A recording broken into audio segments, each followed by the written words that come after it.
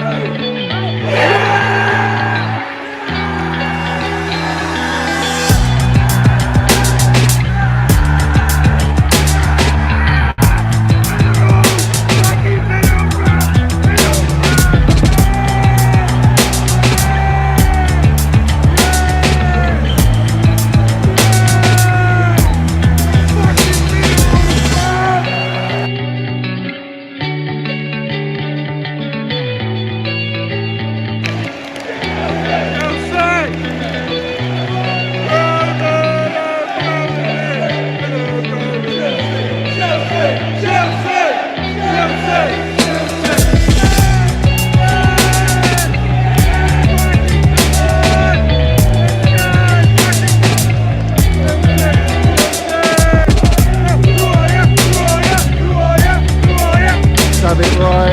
Minerals FC.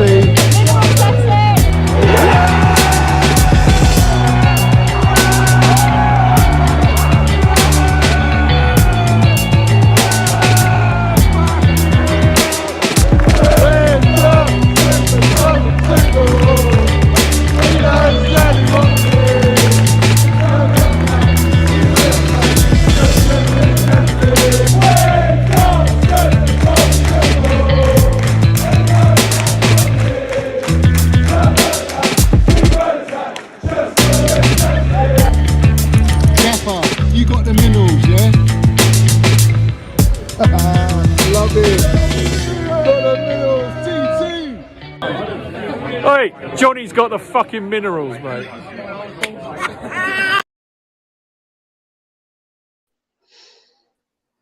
Yes, yes. How we doing? Listen, what a vibe tone, isn't it? What a vibe! I love it, mate. I fucking love it, mate. Do you know what? Right, when I watch that, it just, I don't know, it just gets better every time. You know what I mean? Johnny, I love it, mate. I absolutely love it, and it makes you. It's just, it brings you there, doesn't it? You know, brings you to the proper Chels, the minerals. Do you know what I mean? That vibe of being at a game and that, and supporting your team and going to the game, and it's the rush, the energy. But listen, let's have it right, everyone. Love it. Welcome to the JT's Minerals Weekly Show. Big up to everyone in here. The first things first, like and subscribe. We got Tony's channel, Chelsea SW6 Live. Like and subscribe. We've got the Minerals FC. We've got Tony's Facebook at Chelsea SW6. Everyone hit that like button. Subscribe to our channel. I want to make a personal thank you message to everyone that I've hit my first 2K subscribers today.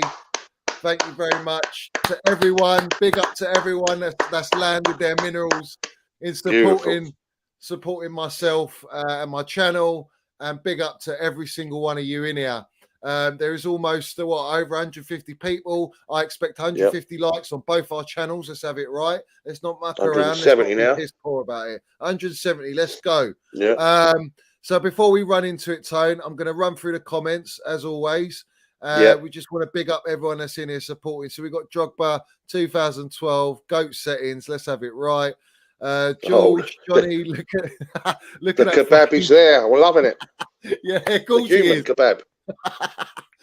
Johnny, look at that fucking cunt for Brizio pushing the Barca and dickhead Xavi agenda on his latest post. He's taking a piss. Fuck Xavi, fuck Laporta, and fuck those cockroaches. Let's have it right. Big up Stretters in here.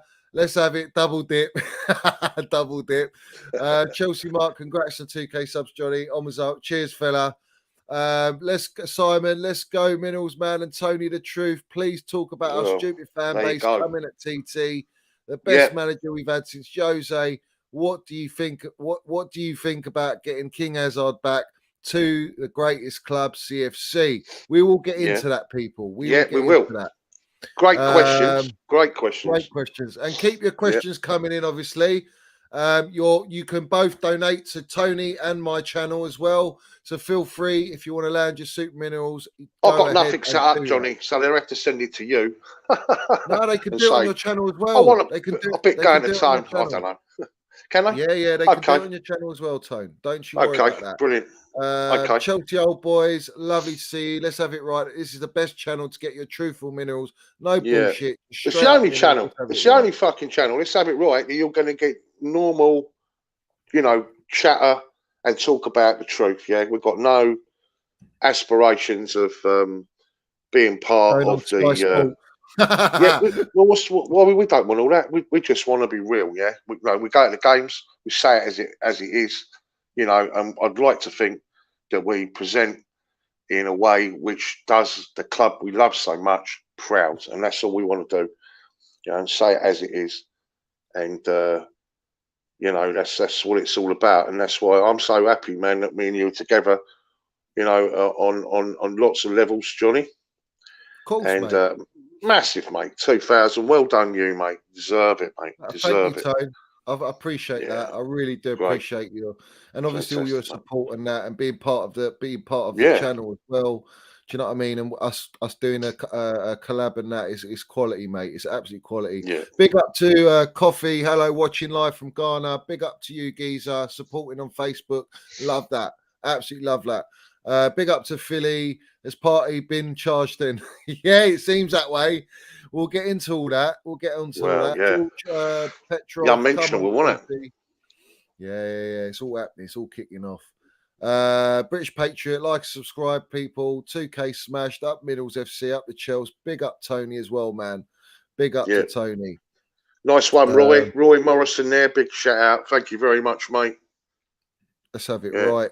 Brilliant. Everyone here. Everyone's in here. Everyone's in here. All the guys, all the Middles FC. Big up to Chelsea old boys. All the proper Chelsea are in the chat, and like the proper Chelsea. Man. You know what we're talking about. You guys are real, man. And that's what it's all about. Chels, they understand and they want the truth, Tone. This is what it's about. Yeah. It's about seeing it as it is. That's how you're going to get it, mate. Listen, I come out on the very first stage, remember, on one of the other channels when I done a fan cam outside, and I destroyed. If you ain't seen it, it was on CFC Fans TV. I was with, who was I with, man? Do you know what I mean? It's one of the girl presenters, like, you know what I mean? Who was it? But it don't matter. And I absolutely totaled VAR at the time, saying, listen, all these things are all right, but it's who's in control of it. Yeah, that's what really, really matters. And also what their agenda is. What do they want out of it? It's more about what they want out of it, isn't it, Tony? Well, I think it's a control mechanism, Johnny. That's the truth, mate. Yeah, because football and the whole process of football it's almost uncontrollable, isn't it? It's a game built and based on chance, on moments of magic and inspirational moments where you hug the person next to you, don't even know who they fucking are. You might have met them 10 minutes ago. They just walked past you with a burger in their hand. Excuse me, mate. 10 minutes later, you're hugging them. Do you know what I mean? That's the beauty of football. It's true though, Johnny, isn't it? Yeah, and it's those moments, yeah. So we don't want to celebrate after the fact. We want to be able to celebrate in the moment. It's a spontaneous game. Things happen, and we want to celebrate for that moment. We don't want to go, hold on, did it go in? Didn't it go in? Well, let's wait for a fucking video analysis. Fuck that, yeah? And these referees now, they always when it's going to get given, don't you? A penalty now. Johnny, it's almost like a process, isn't it? Do you know what I mean? You better have a look at that, And all of a sudden he's in his, I better have a look at that. Well, it's a penalty, don't you, Johnny? So it is what it is, guys, and you'll get only the fucking truth on this channel. And that's the whole idea of JT Minerals, isn't it? That's the proof. That is the proof. And we got the proof in the pudding, didn't we? Let's have it right. Big up to Chelsea old boys. Thank you very much for your Soup Minerals donation. I'm going to read your message here. Big up to you. Appreciate you supporting the channel. 77-78 was my first game ever against West Brom. We got relegated. Never missed a game since. We always supported our Chelsea thick and thin. 80s, 90s, 2000s. What's up with our supporters? Back our elite teach. Big up to you, Chelsea old boys. Yeah, Chelsea old boys. Fucking proper Chelsea, mate. 1977-78. That is proper, mate. And it was pretty much the unmentionable that year. We did get relegated, and it was pretty awful. But it is what it is. And you've been through You've been through all the good times and the bad times, and there was a lot of bad times, as we know, throughout the process. But there were reasons for that. Let's be honest. But I'll tell you what, I wouldn't fucking change the experience for nobody, mate. Some of the best times of my life were when we were in the mud. Let me tell you now, and we still had 10,000 fans that would go away to an away game, Old Trafford on a Wednesday night. You see us, outside. Mate, we honestly, phenomenal times back then. Phenomenal. And, we were a massive club, basically, do you know what I mean? Waiting to be unleashed. And as we know now, we're an elite club where those days are over and we're on pastures, totally greener, aren't we? So, massive respect to you, Chelsea old boys. Absolutely. Would you say never missed a game since? It's incredible. Yeah, that is unbelievable. Like, is that home and away, Chelsea old boys? That's incredible. I mean, home Caffey's away, unreal, never missed a game since. Caffey. Yeah, of course I know back Caffey. decades, mate. Yeah. She was at the pre-season phone. She was at the fucking pre-season. Incredible, she goes everywhere. Like I had the pleasure of meeting Caffey and having a chat with her, and a few other of their group, and that is proper Chelsea. And Chelsea old boys, respect to you, my man. Absolute respect, geezer. Proper pick up respect. on this one, Johnny. Miko Dillon, Man City away used to be mental back in the day. Oh, did it off. 84. Well, in fact, both seasons when we got promoted, it was us and Man City. Let's have it right. And we had a firm and a half, mate. We went up there on that Friday night.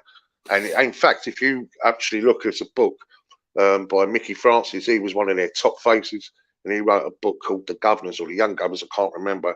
It's quite a weird looking, quite a vibrant sort of coloured book. I think it was yellow and red and all that sort of stuff. Massive chapters about Chelsea, saying it was the best away support he'd ever seen in his entire life. He said Chelsea. He said we were waiting for Chelsea, looking forward to Chelsea. He goes and he came into Manchester, around the stadium and that, and all the City fans were saying, mate, forget it, they're everywhere. Chelsea are everywhere en masse. And he said, I've got to hand it to them. They just came in, just flooded the area, and that's what it's all about. Great times away at Main Road. All that fucking Manchester brick and off the big rubber terraces. Great stuff, great stuff. Love it, you know what I mean? Can't compare it.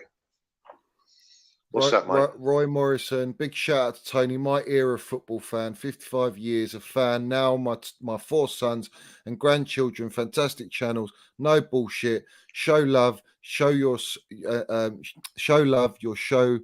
Johnny, up the blues. Listen, big up to you, Roy Morrison. Thank you for supporting the channel and appreciating Tony, obviously, and myself. I've got one here. Where is it? Ex headhunter. I've got another donation here. Thank you very much for your minerals donation. Fat Baby Ambience. Great name. Big up, guys. Love your channel. LFC fan here. Big up to you. Listen, that's what it's all about, Tony. You know what? I've got loads of fans in here, mate. Liverpool, Barcelona, Leicester, Millwalls, Man United. I've got all the fans in here, man. This is what amazing, it's about. Mate. It's about football. It's amazing, mate. It's about enjoying it. Big up CFC Lenny. Yes, Johnny and Tony. Can't wait for Everton away now. Big up to you, Geezer. Big up to you. I'm going to try, guys, very hard to get through all the comments, but I'll try my best to get through the comments because obviously we're gonna delve into landing the minerals and saying it how it is. But obviously, big up to every single one of you in here supporting the channel and in here. And obviously, we're blown away at the minute by we've got over 220 people in here. 229 counting. Amazing. It's going up. Yeah, it's quality. Amazing, guys. Thank you. So, Tone, let's get straight into it. Well, absolutely. And once again, Johnny, nothing really major to report since we last spoke. It's like these weeks are just going like that, over and over and over, like, and it's in.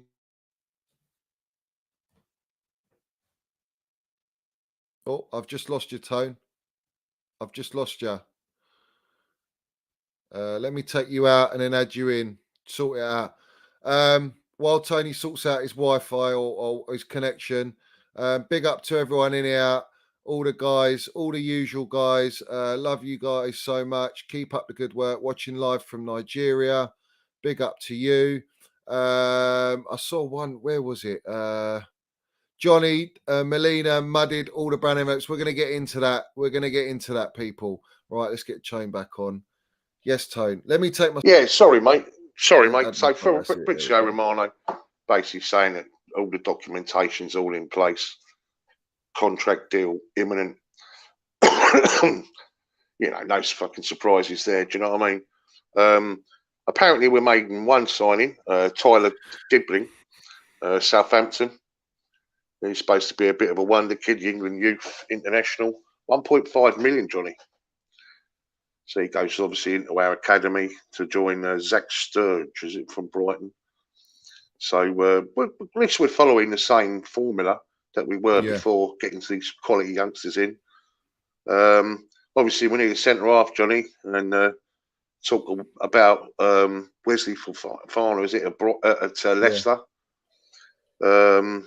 Obviously, we've been linked with a lot of centre halves, and we've been linked with everyone. Haven't we?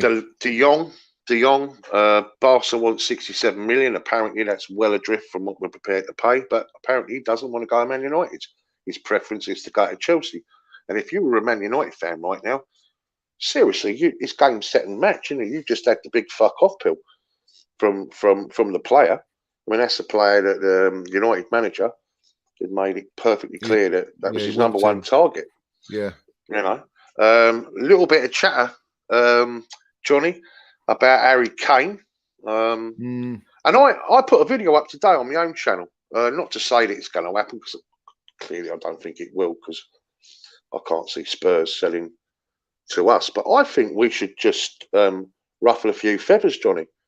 I think we should create a bit of be a bit of a rascal, and put a cheeky 130 million bid in for him, because let's have it right. If they said, well, all right, then we'd take it. I don't think it's happening. So I think Harry Kane is a joke of a story. Really, it's a load of nonsense, mate. It's not going to happen. Well, Levy, even though Roman's gone, Levy's not going to sell Harry Kane to a direct London rival. Well, not even rivals, for fuck's sake. They're a bottle job. But my thing is, he just won't sell to us. It just won't happen. Our history's there, whether we like it or not. And it's a big history, and we're not going to take that player. If he's going to go anywhere, he'll go either a Man United, a Man City, or he's going abroad. It's as simple as that. So I don't buy into that. I think it's an absolute bangers and mash waffle story. Brown envelopes just trying for clickbait.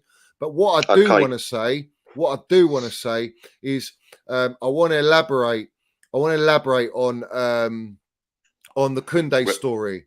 All right, because the Koundé story. There is a lot of brown envelopes being thrown about on that one, and I'm gonna wait till the end. I'm gonna run through it very quickly. Yeah, I'm gonna wait till the end before I land the Johnny Minerals bomb. All right. Well, it's not much more to go, Johnny. Denzel Dumfries into Milan, wing back.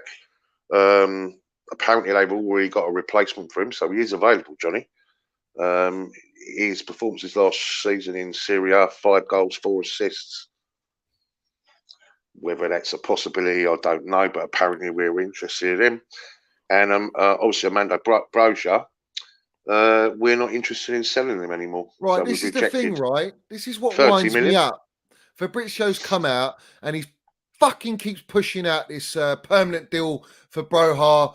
West Ham want famous. Listen, let's have it right. He's a brown envelope, Fabrizio Romano, the kingpin of brown envelopes, and I'm going to prove it with the Koundé story as we go on.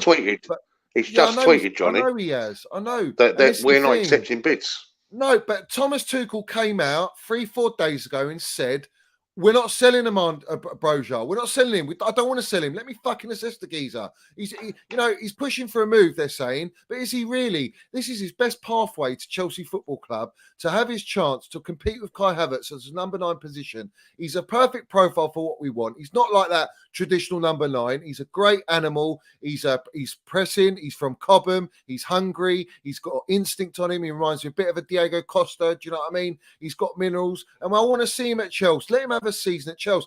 West Ham can fuck off, all right? They don't want to sell Declan Rice to us, so No, we're they not going to don't. sell Broha. And I don't even want Yeah. Broha in the deal because I want to keep Broha because I think we're going to struggle, Tone. There's not many strikers out there available at the level of Chelsea Football Club.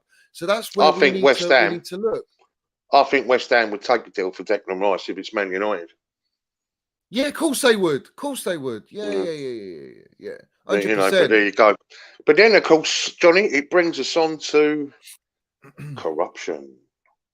Well, this is if you let me go into the Kunde, I'll explain about the corruption. All right, because it all links up. It all links up. I mean, you can go into Frankie de Jong and all that. We'll get into that, yeah. But let's have it right, okay? We were told, right? And I've got tweets. I can put them up if you want. I'll put them up just so that it backs the argument. Do you know what I mean?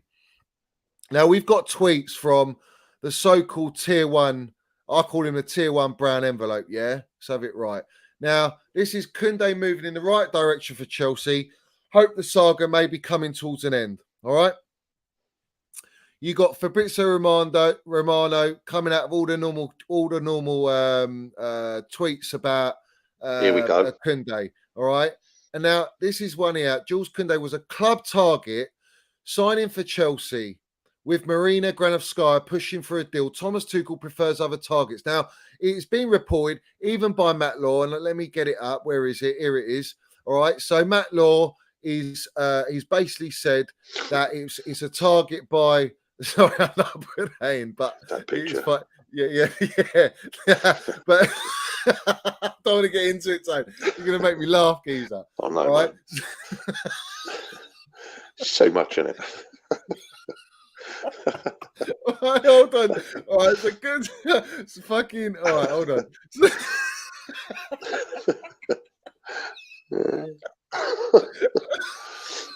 at him, though. Look.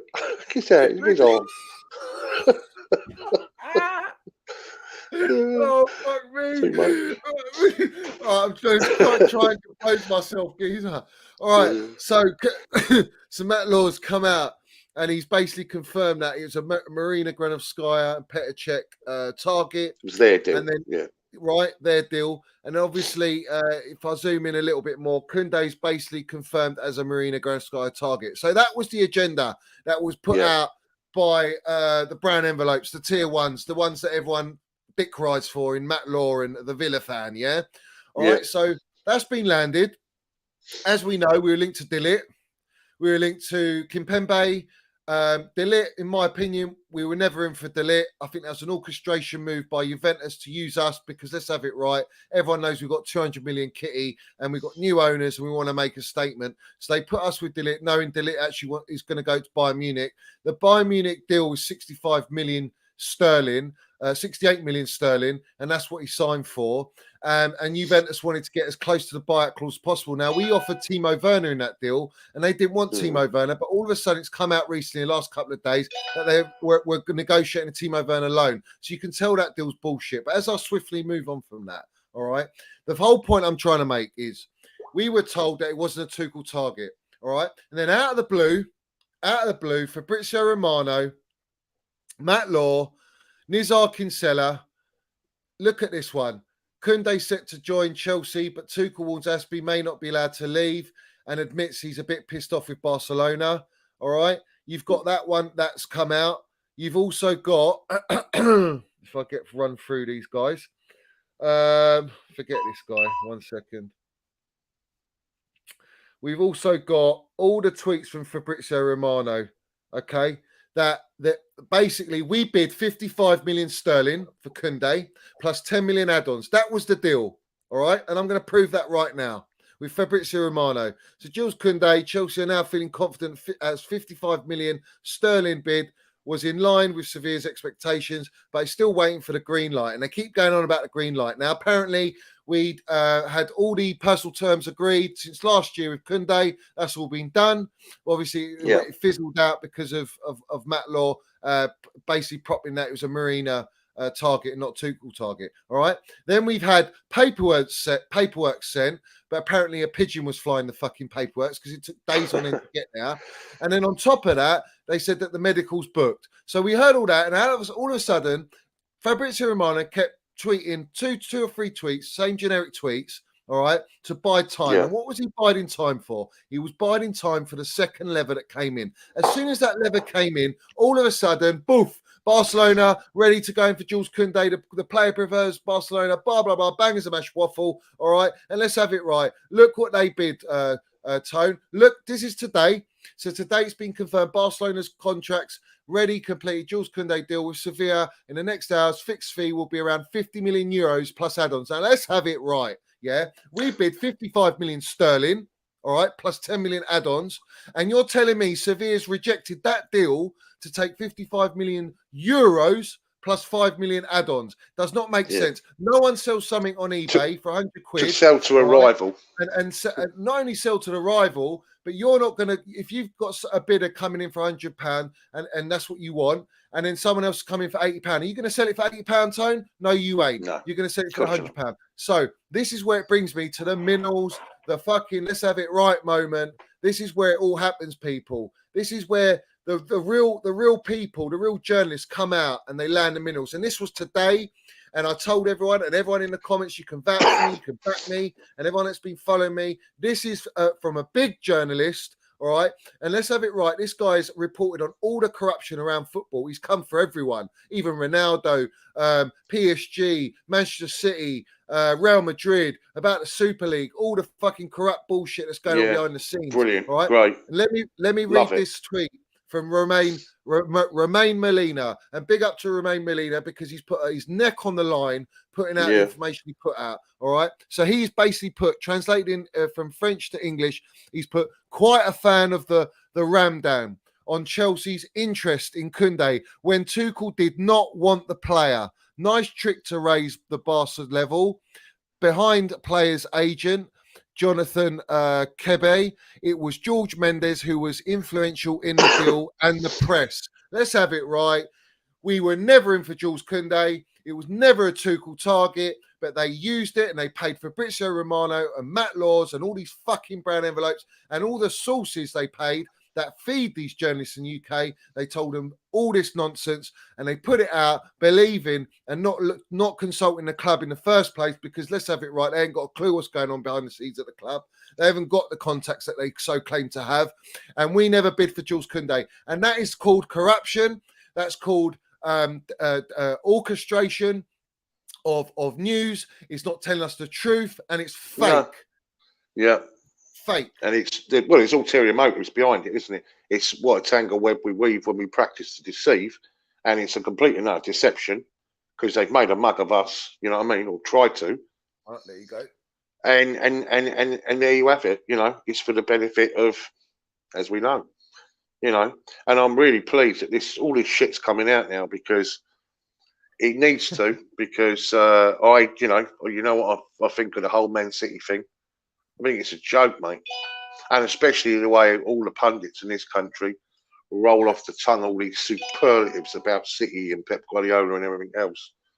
But completely and utterly forgetting and not even taking into consideration exactly what's happened. It's blatant, mate. It's totally and utterly blatant. Jose Mourinho, the GOAT himself, was right. There's a campaign against Chelsea, and it's a full-on campaign. And let's have it right, yeah? Well, this would never happen. Manchester City got loads of money. We know that. All right? Liverpool got some money there. All right? We know that. Okay? Yeah. Barcelona got fuck all a pot to piss in. All right? But yet, they'll use Chelsea in all these deals to help these other clubs that are trying to get the best deals possible. But when it comes to Manchester City, no one blinks an eyelid. No one needs to use any other club. They just go in, take the player for a great deal, and no one says nothing. And it's done very quickly because why? There's brown envelopes under the table, and the punditry in this country is fucking piss poor. Let's have it right. Bollocks, mate. They're all fucking full of shit. On now. Every single one of them. Where are they? It's not just that, though, Johnny. They're all full of shit, mate. None of them tell the fucking truth. It's all scripted. It's all bollocks. And, you know, they treat the public as idiots. Well, that's their perception of us as a human being is we are a herd, aren't we? We are cattle. We are sheep. You know, we're not capable of understanding things in a logical way. We can't make up our own minds, so they have to fucking make it for us. So guess what? They're going to indoctrinate us to such a degree, right? Okay, where we can only see what they're presenting, and it's all bullshit. And people need to wake up and smell the coffee, because life ain't like that. Not in the real world. You know, we're constantly lied to. You know, 24/7. You know, by our media. They're all fucking full of shit. All of them full of Every shit. single one of them. And Every let's have it single one right, of them. And if right? you think Let me, you're sitting there at 9 o'clock at night or 10 o'clock at night watching the fucking news, you are fucking off your nut. If you think that's really the news, yeah, what's going on? And there's some comments in here, right? Okay, which look, some of people are bang on it, yeah. I can see in the comments, and maybe we don't need to go down that road, Johnny, because we don't want you fucking off here, mate. Now you're a bit 2K, but we know the crack, Johnny. Yeah, we know the situation. 100% right. Okay, these fuckers right need exposing. Yeah, why is it all right for some and not all right for others? Why? Because it fits the mantra right now, the obviously, narrative, yeah. and not in the net. Yeah, that fits the narrative. And like, if you look right now, yeah, Newcastle get a free reign for a while. Well, Saudi Arabia's okay. Do you know what I mean? I told you, right? You've got all these people who haven't got an issue, right? We're going over, you know, for the World Cup. All those people that, you know, died making those stadiums, and just the human rights sort of perspective about everything. It's like we'll turn a blind eye here. Oh, well, we'll throw fucking some stones at people. It's like that twat, yeah, that brought it up in Parliament, used parliamentary questions. As soon as you mention something in Parliament, you know they have to act on it.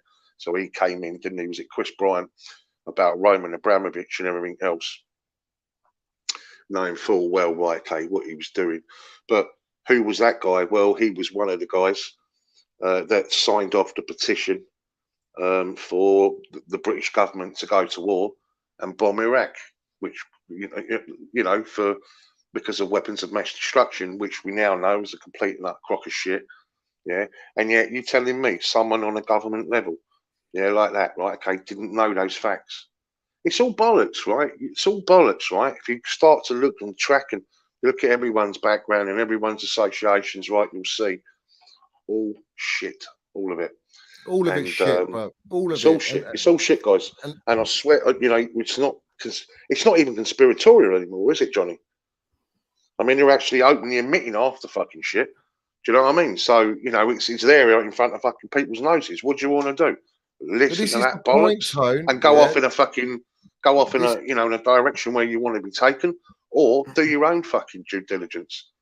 Well, I know I am. I'm a fucking, you know, I've got an acquired mind. I've got my own fucking. I can make up my own fucking, you know, my own reasons and reasoning. Do you know what I mean? As to what I think is right and what I don't think is right. And seriously, guys, yeah, you know, as I said before, you know, look at that fucking trial with Johnny Depp, yeah, where the whole world was embraced with this fucking Johnny Depp, you know, libel case about, you know, sort of was he abusive and all that, I don't know, whatever it was, Johnny, yeah. And yet the real trial was going off somewhere else, Ghislaine Maxwell, as we all know. What happened to those fucking names of those people? Fucking, you know, on Epstein Island and everything else. Well, yeah, let's bring up that fucking rat, fuck all. Piers Morgan. Yeah, Piers Morgan, you fella, yeah, he's coming out full with of your shit, that fucking geezer. agenda about Roman Abramovich while you're fucking out with Ghislaine Maxwell Hill. Let's have it right. You want Well, to there talk you about go. dodgy shit. That's dodgy shit. But let's move away They're from all that. they're all One full second. of shit. They're all Like, full of shit, Johnny. we know what they are. We know what they are. But the thing that pisses me off is not everyone thinks like myself and you. Myself and yourself. Well, I don't know. I don't know, And- Johnny. I'll tell you what I think. Right, I think there's more and more people now that are awake than ever been. I mean, let's put it like this. I got to be honest with you. 10 years ago, right, when I was reading up on certain stuff, right, okay, you did kind of feel you was on your own or part of a very, very small amount of people. Now, I don't think that's so much the case now, because I think people, you know, there's lots of things that have woken people up and they're going, actually, none of this is right. Do you know what I mean? So I'm actually going to go and look for it for myself. And then once you start doing that, and you know, you start uncovering this and uncovering that, and it takes you down a road where, let's have it right, you're fucked, because you can never jump back. But Once the Tone, this is genie's the out of the bottle. problem with when you associate in football, the problem is people, all the fans, they believe what they read because they believe that the press and the media telling you the truth. And this transfer window has been a real eye opener, not for me because I know how they work, but I've been telling people about the brown envelopes, and this has been an eye opener for the way that they are reporting news on Chelsea Football Club is just so weak and lightweight. And it's so blasé. It's throw shit and hope it stinks attitude and agenda and narrative. And now the Chelsea fan base are buying, most of them are buying into the fact that we are being fed a load of bollocks. And this is the problem now, because who do you trust with the news? Now, we've said it. The bottom line is that the certification of what players we sign and the links are, what's on the fucking Chelsea website, and the player holding up the shirt and having a medical. And that is it. Even not in the medical, it's got to be past the medical. It's got to hold the shirt and be pictured with either the gaffer or an announcement video. That is when we know we've made a proper signing. Other than that, it's all fucking clickbait. Like Ronaldo. Ronaldo yesterday, I don't know if you saw it, Tone. I'm going to bring it up quickly. The Ronaldo one. Bear with me. Let me get it up. Here it is. All right. So Cristiano Ronaldo had an agreement with Chelsea, but Tuchel blocked the operation. The chances of Ronaldo at Chelsea are 5%. Now, do you understand what this does to the fan base? There's a majority of the fan base that are like, we need a striker because they think they know what we need, right? But they're disregarding the fundamental fucking importance is that we have to back Thomas Tuchel. And if Thomas Tuchel doesn't want Ronaldo, then that is it. End of discussion. Why the brown envelopes keep putting it back in the press? Do you know why? Because they've been so fucking royally fucked by the Koundé deal that they've got to bring out some more news to try and have an agenda against Tuchel. Do you know why? Because Thomas Tuchel has muddied all the brown envelopes by saying, I don't want fucking Koundé. Why are you associating us with Koundé? And Romain Molina has come out with that tweet today because he's been authorised to say that tweet because it's the fucking truth. And that's the difference, Tone. That's why now they're trying to play with the fan psyche, you know, trying to get in there to create a toxic atmosphere. They're trying to create Chelsea as a club that's weak, got no fucking minerals, that we got no pool. It's nonsense. We're the world champions. We've got a fucking elite manager. We've got a very good squad. Yeah, we're trying to offload, but let's have it right. This squad's got players from 4 or 5 previous managers that shouldn't be at the club. And Tuchel's got to clear it out. But under Roman, he wasn't getting an opportunity. Now he's got an opportunity. These guys can't even give him a fucking head start. And you've got people like Daniel Chels, like this fucking muppet, saying 11 days away from Everton, and the questions for Thomas Tuchel to answer only appear to be growing. Fuck off with all this pressure putting on Thomas Tuchel. And Adam Newson here, can't be any messing about tomorrow against Udinese. 90 minutes really do matter. Thomas Tuchel has to pick a Chelsea starting 11 that resembles as much as possible the side that lines up against Everton. Well, obviously, we know that fella. So don't you think the gaffer knows that? Do we need that pressure from you fucking brown envelopes? Putting pressure on the gaffer when he knows that we're not even ready. He's come out because he's truthful that we're not ready, and we know we're not ready to compete in the Premier League because we're fucking rebuilding. We're in a massive rebuild, but all these brown envelopes are tarnish us, painting us like this fucking weak, small fry club, but they're quick to prop Spurs and Conte, and the fans prop Conte, who fucking ratted us, our club, going to Spurs anyway, as it is, yeah? All right? And he's a bottle job anyway at that club. He ain't going to win a fucking league. Let's have it right. And then you've got them propping Arsenal Football Club and Manchester City and Liverpool. All right, and let's have it right. Liverpool, Manchester City, their manager, Pep Guardiola and Klopp, they've been at their club for 7 fucking years. Thomas Tuchel's been here for 5 minutes for a year and a half, and he's won a Champions League, Club World Cup, Super Cup, something fucking Pep can't do with all the money, the millions that he spent. And they want to fucking put pressure on Thomas Tuchel. Let's have it right. We have to back the gaffer 100%, Tone. 100%. You know what I mean? Daniel Chels, though, doesn't he? He works for London, and it's Football London. Yeah, he does. Yeah, they're all their fucking. See, I remember him right when he first came in at 100% Chelsea. Yeah, and he was part of the original cast, if you like. And his intentions was always to get into the media. Do you know what I mean? Always, you know. So he's got where he wants to be, Johnny. Yeah. So what he's doing is he's stirring a story, which is shit. That's what you don't need, isn't it? Yeah, but they've That's got my point is they've got an agenda, right? Shall I tell you why? You can say they're Lampard sexuals, yeah. I was the biggest fucking Lampard proper.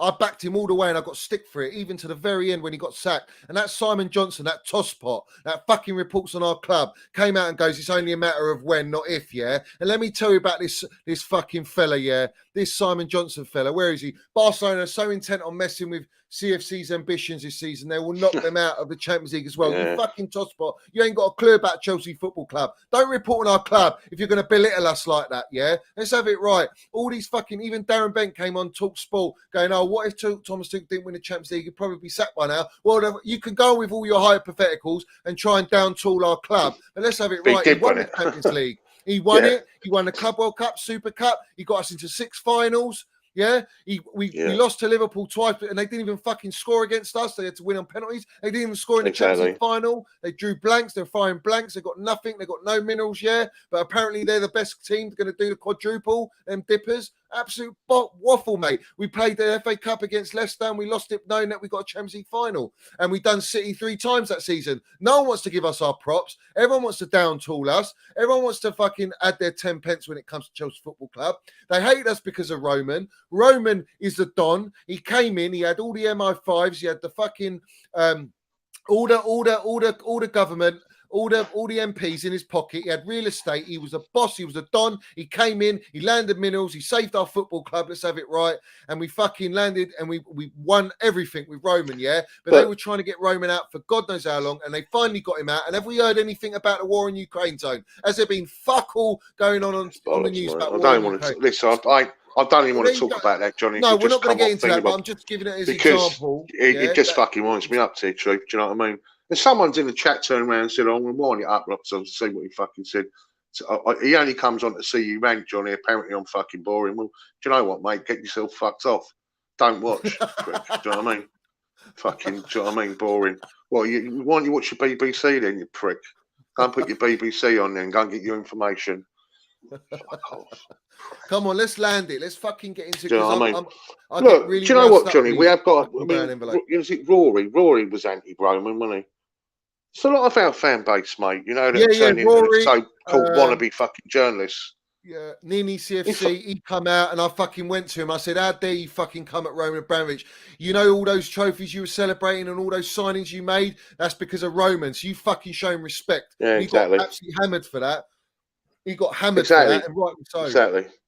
Does my head in, mate. It really does, you know what I mean? And they're quick to forget about Thomas Tuchel, what he's done, but they're quick to fucking think that they know best about how he should coach the front line when we've got a load of fucking absolute piss-poor strikers. Timo Werner, Lukaku, that cement-booted rhino. Fuck's sake, what juice is he going to get out of these 2 players, man? What's he going to get out of the front line? The only players that have landed been incredible, Tuchel. Fucking mount. That's it. I think he's gone above and beyond, Johnny, above and beyond, right? It's the expectations from a manager. He's almost been like a statesman, hasn't he, for the football club? I think he's incredible. You know, just from a psychological perspective, I think he's just different gravy. You know what I mean? He's a different style of manager. He really is the real deal. And he knows, you know what I'm saying? He knows, you know. And now he's starting to build his own side. We got fucking people putting that shit up. Fucking idiots, absolute wrong. It's not only that, Tony. It's like they don't go with it full point blank. They put the feelers out there. Yeah, they just leave it there, don't they? So everyone can start chatting about it, get a bit of traction. There you go. Yeah, and this is the thing, right? Tommy T, yeah. Don't bother. Tommy T. Everything this gaffer's been through, I don't care. Pep Guardiola, Klopp, they wouldn't fucking last 10 minutes in that situation last season. They would have been fucked. They wouldn't know how to handle it. And let's have it right, with the squad that we had, there was no chance. They've got the squads. They've been able to build. Let the gaffer build, and then you can judge him in 2 years' time. But we need more than one window to rebuild. You know. In fact, the main story today, Johnny, he certainly knows what he needs. He's apparently on holiday with a Brazilian babe, 35-year-old Brazilian girl. And funny enough, 35 days after his divorce, you know, as well. You see it, Johnny?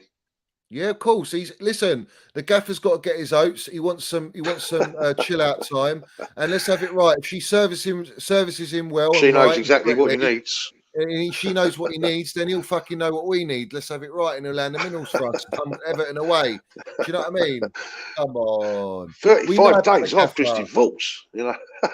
Yeah. Honestly, Look at the mate. fucking agenda. Look at the agenda why they're trying to disrespect Tommy Tuchel. Listen, all of you lot media, all you fucking brown envelopes, fuck the lot of you. You're all trying to down to Tommy T. Tommy T mudded you lot when we were going through the sanctions. He was saying maybe the government should do their fucking job instead of telling me to tell my fans to stop singing Roman Abramovich, chanting Roman Abramovich. Ridiculous. Let's have it right. Ridiculous. My gaffer, our gaffer, is the best gaffer that we have had since Jose Mourinho. In my it's even brought up in Parliament, wasn't it, Johnny? They even said, you know, I mean, how ridiculous is that? And Thomas Tuchel said it as well, didn't he? Why is it even being discussed by politicians? He did. Let's have it right. The gaffer's got the fucking damn minerals, mate. He's got the minerals. Look at him. Do you know what I mean? He's got the minerals. He's got the minerals. Look at what he's done to Spurs. Won all 7 games against Spurs in managerial career. What a gaffer. Perfect. What a gaffer. 7 out of 7. Do you know what I mean? He's got all the minerals. He's won 3 major honours in 13 months. What gaffer can do that? What gaffer can do that? Come on. Well, exactly. Right. No one's coming at Tommy T. I won't let anyone come at Tommy T. Anyone wants to come at Tommy T, you come on my platform and I'll fucking land it on you. Because there's no way anyone should come at Tommy T. Tommy T's got all the minerals we need. He knows exactly what we need. And look what he's done. Look how he's paved over all the cracks in our squad and won us Champions League and all the trophies and got us to 6 finals, mate. He's never lost a semi-final. If we'd beaten Real Madrid at the Bernabeu, we would have gone semi-final. We would have been in that final against Liverpool. Let's have it right. I don't doubt that for 1 second. Now, I think we can go and win the Champions League again with the gaffer, maybe before we win the fucking Premier League, and I'll take that all day long. I want that 3rd star, and we can be in a conversation with United. Do you know what I mean? So, like, I think, like, let's see how we go. The only thing I'm a little bit where I'll be a bit critical, but I don't buy into it at the minute because I don't believe the brown envelopes. But they're pushing right now that Broha is going to go on a permanent deal, and they're trying to push Billy Gilmore going on a permanent deal because Frank wants them at Everton. Now, I don't buy into it. I think the only way you're selling Billy Gilmore, Tone, is if you're buying Frankie de Jong. Because as far as I'm concerned, Billy Gilmore is the only player in the world right now at the age he's at anywhere similar to Frankie de Jong profile player. There is no one else out in world football. So if you're going to buy de Jong and you're selling Billy Gilmore, I'm very fucking apprehensive because let's have it right. Billy Gilmore is a baller. He's the one player that I do not want us to sell out of all the Cobham boys. He's the one I love, and I know he's got the damn minerals, yeah? If Tommy T sells him, I'm going to be a little bit like, oh, that's going to hurt me. That's going to hurt me, that one. Yeah, but don't you think de Jong is a possibility? I mean... Yeah, I think he is. It is a real possibility because of what he's coming out with. He doesn't want to go Man United. He doesn't want to go there because he's not getting Champions League football. So this is a goer, isn't it? Well, I mean, apparently... Yeah, but it's got to be... Prices, Tone, 67 million. This is where I've got to elaborate now. Right, so Barcelona cannot register. So people in the chat, please like and subscribe, people, yeah? All right, so Barcelona cannot register Lewandowski, Koundé or Rafinha until Frankie de Jong either is sold or he drops his wages. Frankie de Jong's come out because he's landed minerals and he said, I ain't dropping my wages, fuck you. He's going to keep his 400,000 euros a week or whatever it is. And he wants his 17 million deferred wages paid before he leaves. Now, the deal that it stands is that Barcelona are trying to get a Man United or a Chelsea, whoever wants to buy him, to pay the fee that they want, the transfer fee, plus they want the 17 million paid including that. So they don't have to pay it, knowing that they got a 700 million third lever coming in the rats. All right, because they're so royally fucked. And let's remind everyone, Tone, all the Chels in here, let's remind everyone, why are Barcelona having to sell their TV rights? Why are Barcelona so fucked? Shall I tell you why? Because Chelsea FC landed the minerals, we stopped the Super League, and they were banking on the Super League, just like Perez at Real Madrid and all the other clubs, Juventus, all the Italian clubs. The only league that didn't was Bayern Munich and the Bundesliga because they're shareholdered club ownership, right? Now, we stopped that. They had to then go and get this lever because they were banking on that, and they're still trying to bank on the Super League. If they don't win trophies, Tone, Barcelona are royally fucked financially. All right. So all these players going there on low wages, let them go Yeah, there they and need let to them be think about bankrupt. it, don't they? Yeah. That's They're right. not. So let them go. But my thing is, Well, Frankie de Jong has got every opportunity to join Chelsea or Man United. It's up to him where he wants to go. I think personally, if Chelsea go in, they're going to say this: we're not paying the 70 million, just like United said. Fuck you, you pay it. And if we're going to buy him, we're not going to pay you 70 million euros. We're going to pay you 50 million euros. And if you want Azpilicueta and Alonso, we can put it in the deal. And that's where I think Chelsea's terms are. But where I would do it, and I would land the minerals with my business mind, I would do it on deadline day. I would make sure they cannot register their players until that fucking day, and let the whole saga go on so they're royally done. That's what I would do personally, rather than go and get Frankie de Jong straight away. Now, the reason I don't think Chelsea are going straight into Frankie de Jong, because I think we want to go for Declan Rice. Maybe we go for both of them. Fuck it, why not? We've been painted in the media as this mugged club that doesn't have any pull or any minerals. Yeah, so let's go in there and let Bowley go. Do you know what, Tuchel? You need a DM. You want a Frankie de Jong, because we know Tuchel loves Frankie de Jong. We'll go out and get you those two players. We'll get you maybe one centre back. All right. And we'll get you a fucking we'll get you an attacker, because you need an attacker, and we keep Brojan. I mean, That's right. it. It depends how you look at, but it depends how you look at things, right? As in terms of centre backs, right? I mean, we almost wanted the perfect scenario, didn't we? Two world class, but we've still got Silva, we've still got Chalobah, haven't we? And so On the right side, yeah, on the right side, we're good time. well, We've got Trev and we've got Reese, yeah. Even if you sell Asby, my thing is we need a left-sided centre back more urgently than we do a right. I know Koulibaly can play on the left, but if you play Koulibaly on the right and you get, say, a Guardiola or a Kimpembe, you've got a player that can naturally play on the left, and that frees you up on the right. So sometimes when you want to rest Silva, you could play Koulibaly in the centre, and then you can have a Chalobah on the right or Reece James, and they'll learn. Do you know what I mean? And you got Colwill as well. He wants to stay and learn. And let's have it so right the with Colwill. deal's The dead. brown envelope tried to tell us that Colwill's going to go on a permanent deal. Where's that permanent deal, you fucking wronglings? There ain't no permanent deal for Colwill. Colwill's happy to stay and fight for his place, and rightly fucking so. Rightly so. He's got to fight for his place. Let's have it right, human kebab. We land nothing but minerals here. But Tone, do you think we can get Frankie de Jong? Do you think we'll get Declan Rice? Do you think Bowley's pissed off at the minute? Do you think Tuchel's clearly pissed off because he's starting the season, he hasn't got the signings he wants? Do you know what I mean? So where are we going? I don't think he's pissed off. Bowley. I think he's done everything and anything really to try and get the right players in. He's been very active. Let's be honest. Do I think we'll get De Jong? Yes, I do. I think that's because I do think it's possible. There's no Barcelona to fuck that one up, really, is there? Because they want rid. It's not actually like they want him. Do you know what I'm saying? So this is a situation where we can go in and take advantage, and I think we should, because I don't think we're going to get Declan Rice. I really don't, mate. Well, he's the one player that we. But I think Bowley won't stop. I think now, even though the season's coming up fast and furious, Johnny, we've still got a number of weeks after the season starts. Although our opening games are pretty fucking hard, aren't they? I mean, they're not easy, are they? But Tone, what I'm saying is, if you buy Frankie de Jong and you know you're not getting Declan Rice, what you can do is you can get Declan Rice on the cheaper next year and fuck West Ham, because they ain't going to get anywhere near the money that they're asking for here. We thought that about Haaland, didn't we? We thought that about Haaland. But listen, Declan Rice ain't going to go anywhere.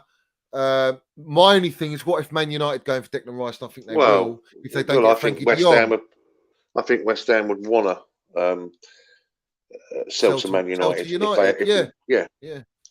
But I'm thinking this: the ideal scenario is where you get Frankie de Jong this year. He's a wonderful player. He's a baller. All right, you get him in, and then you have the hope of okay, he's our Jorginho replacement for when he goes, and then you bring in a Declan Rice, who'll be a Kante replacement, and that's the thought process for me. Where you can still keep Kante, for example, but you've got Frankie de Jong, Kante, Kovacic, and Rice. And you've got Minerals Mount in the middle. That's ready to challenge for everything. That midfield, because the midfield's where you win and lose games. Let's have it right, or draw. right? It's the midfield where you cannot get overrun and you have to dominate in games. And I think if you get a Declan Rice and a Frankie de Jong, fuck me, that's got all the minerals in there. With minerals, man, you're balling. And then you've got your front three. You have Kai Havertz, Sterling, get Tuchel, whoever he wants on the right side, attacker with a Pulisic and Cho, because I think Werner and Hakim Ziyech are off. Yeah, rightly so, because they've been dog shit. And then the back line, he's still building. And I think we're ready to compete after that. But that'll be the next transfer window. So I would love to sign Frankie de Jong. You don't think we need a striker? No. I think we've got Broha. What do we need a striker for? So you stick with him and just include him. Yeah. I think you build the midfield. The midfield. It could work out to be the greatest thing ever, you know. It could solve our number 9 issues and conundrum that's been blighting us for years. Broha. It could do. Yeah, I like him. Yeah. I think under Tuchel he will elevate, and at Chelsea playing with better players and better team, he's going to show his qualities. But he's built for the league. He's strong. He's got pace. He's got good technical feet. He's got an instinct. Some goals he's scored are just pure instinct. He's got Costa. He's got a Costa vibe for me, and I like that. He's got good hold up, and he can play, I think, anywhere along the front three, which is what Tuchel wants. That's a profile he wants. So why are we going to get rid of him? Let's give him a year. We got 4. Listen, this is why the brown envelopes piss me off. They're saying, right, that we have to fight to keep Broha. He's on a 4-year deal, you numpties. He's on a 4-year deal. That's right. What are we fighting for? Come on. It's just there, isn't it? Right. He's there. He's going to play for us. And I think that's an interesting one, isn't it, Johnny? You buy Neymar, Stretford in red W16. You buy Neymar. As you say, you win the league. Yeah. You buy Neymar, you win the league, and draw last season will turn into wins. Turn He's him a into match wins, winner. draws. You won't get the Young United #1 target. He just wants his money. Listen, I said Neymar. You said Neymar. I fucking break the bank to get Neymar. I would. Yeah. Do you know what? He's the final piece. There's no one else out there, in my opinion, that will elevate us in the attack with what we got. Neymar does that. He's a baller. He's got all the minerals we need. And I think if you don't get a De Jong, you go out all the fucking way and get Declan Rice. You paid 120 million, get him. That's my opinion. That's what I would do in the window. And I'd sacrifice maybe another signing just to get those 2 in. You know? I would do that. You got to do it. So, do it. Well, we'll have to wait and see, Johnny. But he's, you know, listen, if he wants to go, if Arsenal in for him and we snatch him, that's lovely. It's a sweetener. But is he built for the league? I don't know. He's a talented player. I do like him. So, Johnny, people want to talk about the stadium issue and atmosphere and how to improve it. And also about our fan base. You want to go? Yeah, go for it. Yeah, go for it. No, I'm saying you go. Oh, me? What I think at a minute of like the fan base and being at games or just generally? Just in general, mate. Yeah. Well, the fans are fickle. They're very quick to switch hot and cold. When, for example, I'll use Mason Mount as an example. When he's balling out, they're quick to love him, and all the haters go quiet. All right, and they want a bit of you. All right, they want a lot of you, in fact, and they're all for it. But when he maybe has an average game or they think he's had a piss poor game, all right, they're quick to go at him and hate on him. And that's a very similar pattern when it comes to the gaffer, when it comes to our team and our performances, because they've been spoilt with immediacy. The spoiling of immediacy goes like this. When you're used to winning all this time, now I'm going for all the fans within the Roman era. The fans before Roman era, like yourself, Tony, and myself, all right, we knew what it was like not to be at the top. All right. And when we got to that point, it was like proper minerals. We loved it. Do you know what I mean? But the fans in this era are predominantly in that Roman era. And that Roman era, we expect to win. We expect to compete at all levels. And unfortunately, things are changing. The structure of our football club, the new ownership has come in, is changing all of that. And that hasn't been our fucking choice. That's been the corrupt government's choice to get Roman out. So let's remember that. And put all our anger and animosity towards that and all the politics, and not actually our football players and our manager and our club, because it's not their fault. But where we're in a good position is that we've got money there to spend. We've got an elite manager. We've got a great foundation of ballers like Reece James, Mason Mount, Trev. We've got a backbone of players. We've got internationals there. We've got Kante, for example, world class. We've got Kai Havertz, new talent. We've bought Koulibaly, Sterling. We're building on what we've got. Frank Lampard brought through the youth. He's laid the foundations through that transfer period. Let's have it right. We were fucked over. How many transfer bans and all this nonsense? We've been screwed over. But we've gone through that. My thing is the fans are very quick to switch, all right, because they're used to winning. And when things ain't going well, they don't want to be in an Arsenal position or a Spurs position, and they're scared of that. And the moment they sniff that, they're going to come at every player and every manager and all the owners. They'll turn on the owners, and it'll be like that. Now, the way I look at it is patience is key. You have to be patient in this moment in time, and we have to remember who we are, what we've achieved, and the big club that we are, and the elite club we are. Because let's have it right, there's not many clubs that have won 2 Champions Leagues in that Premier League. Manchester City are still not an elite club. They're a big club in the sense they won Premier League titles and domestic titles, but they ain't a fucking elite club. All right, they're nothing of a Liverpool or Man United. They're nothing nowhere near Chelsea Football Club, and that's the difference. And neither is Spurs or fucking Arsenal. They're nowhere near Chelsea. So we have to respect that as fans, and we've got that history to fall back on. But when it's needed, all right, you have to support the team. Now, when you go to games, the atmosphere has been up and down throughout that season. It wasn't very good. You know what I mean? No. It was a very airy, uncertain period with the Roman sanctioning. And I remember the one game in particular was the Brentford game at home. That was a fucking shocking atmosphere. I was in the shed for that one. But I'll tell you one thing. The away games, every away game I went to, even after the sanctioning, was fucking rocking, mate. We landed the middles everywhere. It always is, Johnny. It always is. is. But the home is piss poor. And do you know why it's piss poor? But it's not piss poor. Too many. All right, that's a bit harsh to say piss poor. But where I say it's a bit lackluster, like, for example, I'll give you this example. When we were at Real Madrid at home and we were 2-0 down, all right, the crowd wasn't lifting up. I could hear a bit of the shed and I could hear a bit of the Matthew Harding lower, but I was in East Stand at that point, and I had fucking all the international fans, all right, who've probably never been to the bridge or they've been invited as guests. I had people next to me talking about their fucking work, and I said to them, you might as well go for a coffee or something or over a meal. We're watching a fucking game. We're 2-0 down. People behind me laughing. I said, what are you laughing at? We're 2-0 down. We scored 2-1. The crowd lifted. So my thing is, right, Chelsea we're going in this way with the fans to sell tickets, corporate tickets, and these corporate tickets go out, and the diehard fans, the fans like yourself, Tony, that go, we go home and away and all that, and we support the club, and we're proper in it, all right? It's not everywhere in the ground, and I think that's why you have to rely on the shed. That's why you have to rely on the Matthew Harding, Lowers especially, to set the tone of the club, in the club, and for the players on the pitch to support them, man. They need the fucking, when you go to Liverpool, Anfield, they're fucking relentless there, bro.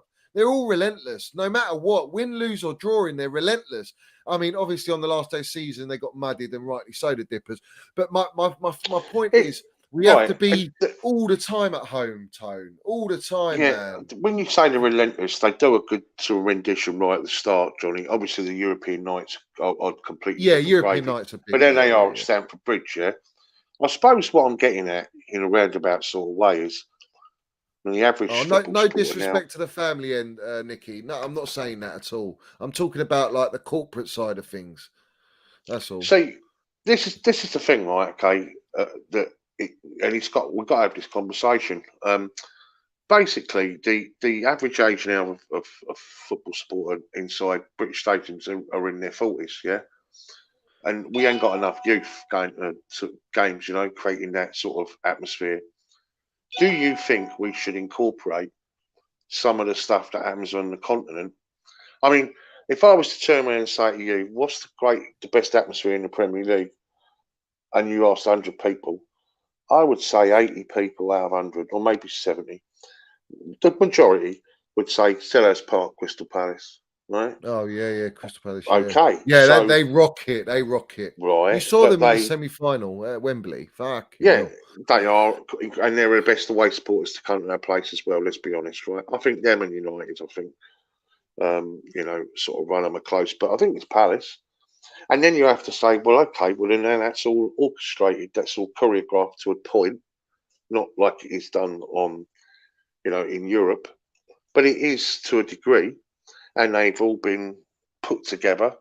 They've now got such a, um, quite a bit of weight now. They've got a bit of pull now within the Crystal Palace uh, football club, where they now they're allocated a part of the stadium when they all go together, Johnny, and they're recognised. The Homestyle is called, isn't it? The Homestyle supporters, right? But they are predominantly a lot of young lads, right? They use drums and all that, and they dress, don't they, all in black, the fucking ultras, and they're all bouncing throughout the game. What I'm trying to say is a different type of atmosphere, yeah, right? Is that something you would like to see at Stamford Bridge? Because a lot of our old school, a lot of people don't want that. A lot of them don't, But we've got to have the conversation because the rest of Europe do it, don't they? Or is that Oh, just look at something this that don't comment happen here in? from Nick here. I've watched my 9-year-old screaming, stood on a chair, cheering, and got told to sit down. I mean, that's ridiculous. You shouldn't tell a kid to sit down when he's enjoying Yeah, himself, cheering on the team. That's ridiculous, mate. that's Absolutely ridiculous. When yeah, we're away, we're standing on all the seats, cheering, chanting. Do you know what I yeah. mean? Like Well, that's we're right. rocking, but It's standing only, isn't it? But I'm just asking yeah, the question, Johnny. Is that something yeah. you'd like to see, like a drummer inside Stamford Bridge, or maybe when you see a lot of the All German the abroad supporters. do it. Look at Real Madrid's and all that. They Well, get they mental. have like conductors, don't they? Really, that like get them Yeah. chanting. Big loud hailers, and I mean, like Frankfurt, Eintracht Frankfurt, and Borussia Dortmund, Schalke. Um, you know, Yeah, but these will people Chelsea are allow part of the that club. tone? Chelsea won't allow that, will they? Has that got to be Well, voted? I It's know got to it's a be different voted, isn't it? culture, but you have to say the differential between going to watch a game of football in Germany and going to watch a game of football in England is an absolute fucking contrast. It's so much cheaper to go and watch, and they won't compromise it. Do you know what I mean? The supporters also are, I think they're the main majority in terms of being shareholders of the football club. Yeah, so they have a say, and they won't compromise at all. Yeah, they won't put up the prices, even though they know they could and can. But you have to say that that's what creates the yellow walls at Dortmund, and it's quite incredible, isn't it? Do you know what I'm saying, Johnny? And Listen, I it's one don't. of the beautiful things about going abroad, in Europe, watching Chelsea. To be fair, when you do see that sort of stuff, It's a different vibe and experience. atmosphere altogether, in it, and experience. But I think at Chelsea, when we're rocking, aren't we? Do you know what I mean? We're rocking, and Yeah, but I think if you Ajax want to have 4-4 was instruments and all incredible, that, wasn't it? yeah. Oh yeah, yeah. That was That was fucking unbelievable. hell. That atmosphere that night, if you could have bottled that, that was fucking hell. That was Yeah, something else.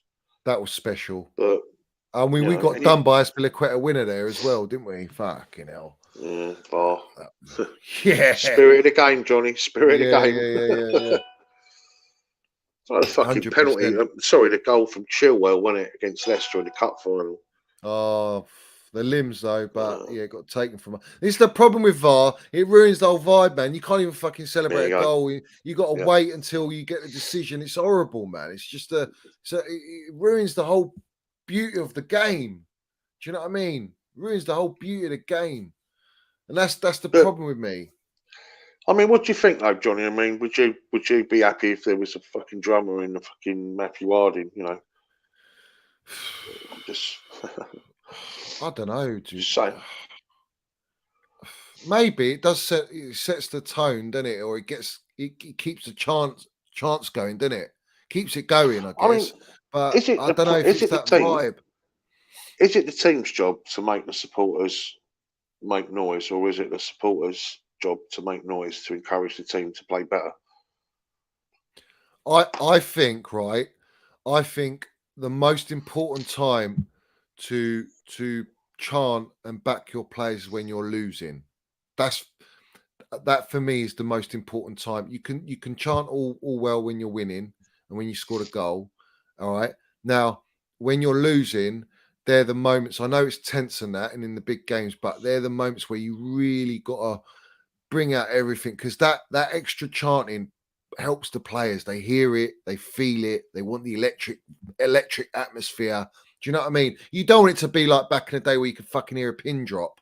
Do you know what I mean? It's like, and then the players feel that nervousness. They feel it as well, because the crowd, the energy of the crowd around them. And that's why, like, when you look at Liverpool in their European nights, they fucking, they rock it no matter what. They rock it, and they are the 12th man. It's like, yeah, and we need to do that more. We need to do that more when we're losing, is what I'm saying. That's the moment. It's very hard to do. It's very hard to do, but we can do it when we're away. If you noticed, you can do it when you're away. You have to, because you want to be heard. There's hardly any of you. Do you know what I mean? Compared to the rest of the fans in the stadium. That's my thing. That's the only thing if I could like have a message to the fans, it'd be any time we're fucking losing, we just sing our hearts out, mate. Literally, just pump it out, carefree, everything. Super Tommy T, hello, we are the Chelsea boys. Everything, just fucking go ham with it. Go ham with it. Because they're the moments that you really need to like dig in deep and help all the proper Chelsea players there will feel that as well. Do you know what I mean? They'll be like, they'll go to all the say the Koulibalys and the Sterlings at that point. Come on, let's up our game. Let's lift it up now. Let's kick on now, boys. Yeah. That's the way I look at it. Whether that's going to improve, that depends on, obviously the majority of people that go to the game, the majority of people that go to the game. I mean, I've sat in the West Stand, some That's games. what I think, yeah. But obviously you've done your fair share in, you're in the shed, mainly, shed. Time. Yeah, main shed. So, they still do chant, and you get. I mean, I stand. Most of the time I try and stand like in the West, like, I get pumped like during the game. So it's hard for me to sit down. I don't really like sitting down watching a game. I like to be standing, but not everyone can stand. You know what I mean? But yeah, this is the thing, Andrew. This is what I'm saying. The thing is, all the fans go quiet when the team's losing, and that's the thing that pisses me off, because that feeds positive energy to the away team, and the away team sense that, and they go, "We've got them all here. We've silenced them, kept the crowd quiet." I'm not saying it's easy for us to always be chanting, even when we're losing. Like, obviously, if we're losing 3-0, for fuck's sake, I think we should still chant, but in reality, are we going to come back from 3-0? It's nothing's impossible, is it? Nothing's impossible. No. We can all, we come back many times, but I just feel like our team at the minute this season's going to be a tough season, in the sense that I still think we'll make top 4, but I think you do. Our expectations are going to be, a lot of the younger fans' expectations are, yeah, we've got to go in, we want to win this, we want to win that. And I think you have to respect that Tuchel's got a weaker side at the minute, as far as I'm concerned.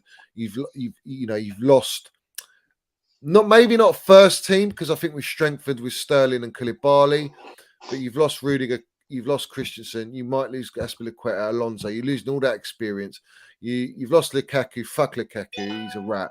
We don't care about him. But my thing is the squad.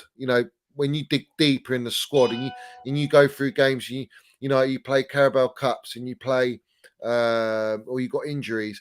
Have we got a squad that's strong enough to get us the results? And that's where I think we're going to be weakened, because I don't think we've got.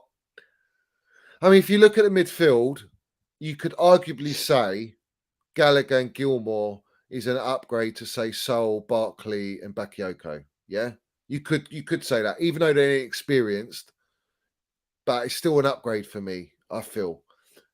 But we don't know if they're going to stay, right? We don't know that. In the defence, Koulibaly is a huge upgrade for me on Rudiger and Christensen, because of the world-class experience that he brings, and he's a baller, and he's got an unbelievable range of passing. He's got shithousery leadership. He's got great ball IQ. He's played in possession football. I think it's an elite signing. And then Sterling on the other side in the attack, he's got elite mentality, trickery, goals. He's obviously the third highest scoring goal scorer for Pep Guardiola. So Green Ninja there, see it there. You guys talk like a bunch of girls. Do you want to come on, Green Ninja? Flex your ninjas. Where's there that? Goes, look. Just scroll it up, mate. You guys talk, is it up? talk like a bunch of girls. Fucking come on, mate. What, guys seriously talking about the past is like kids arguing about ice cream? Is that what you're talking about, Tone? Well, no, it's Green Ninja. Fucking, oh my God, you guys talk like a bunch of girls. I don't think so, fella, if I'm being honest. Like Tone says, if you've got the minerals, you can fucking come on here. Exactly, that's what I'm saying. Yeah. No, Green Ninja, let's go. Fucking let's go. When you put your fucking face on your thing, mate. There you go. There you go. But anyway, ignore the trolls. We move on, yeah. We move on. Green Ninja, you'll be served up with minerals, you sausage. Let's have it right, Chelsea old boys. Proper Chelsea geezer. Proper Chelsea. So, you know, there's that aspect. Well, let's get into the other side of the game. Yeah, let's get into people. Like and subscribe, people. Like and subscribe. Take me off for 2 minutes, Johnny. Go through the chat for 2 seconds, yeah, and I'll be back in 5, yeah? All right, cool. And then what do you want to talk about next? We're going to go into like, talk about. Well, there's loads of stuff, really. We can run into like the whole, the other platforms and shit like that. You want to bring that up? Okay. Well, why not? Okay. We can say do. It as it is, Johnny. Yeah, say it as it is. Yeah. All right, I'll be back in a second. Take me off, bud. All right, geez. So what are we saying, people? Yeah, put your questions in there. In the chat. Yeah. You want to talk about Gallagher? I'm a bit concerned about Gallagher. I think he's a very good player. He's had a decent loan at Crystal Palace, but he did fade out near the end. 10 games or 12 games, he sort of like didn't get any goals or assists, and maybe he was a bit burnt out because they're over reliant on him at Crystal Palace.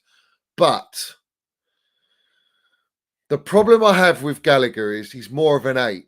And right now, the group of players that we got, without a Declan Rice and a DM, if you're predominantly going to play the double 6, I can't see Gallagher doing well in the double 6 because he ain't going to play in the front 3. He's not a Mason Mount to do that. And I don't think he plays a 6 that great, and he needs to learn that role, and it's a hard role. In the pre-season games, he's been well off it, game intelligence-wise, positional-wise. But has he got the potential? Yes. But I think he needs to be in a midfield 3. And the only way you're going to get that is playing a back 4. So the second problem to that is he doesn't get over Mason Mount in that midfield 3. So I think it'd be a rotation. I think it's bad timing for Gallagher. I think it's bad timing. When you look at Mason Mount and Reece James, the timing's been very good for them. Trev Chalobah just about. Broha's timing now is good. There's no one really apart from Havertz. He's got that clear run. Trev's got an opportunity on the right. So it's not always about are they not good enough. It's just have they got a pathway? And the gaffer spoke very, very clearly about pathways.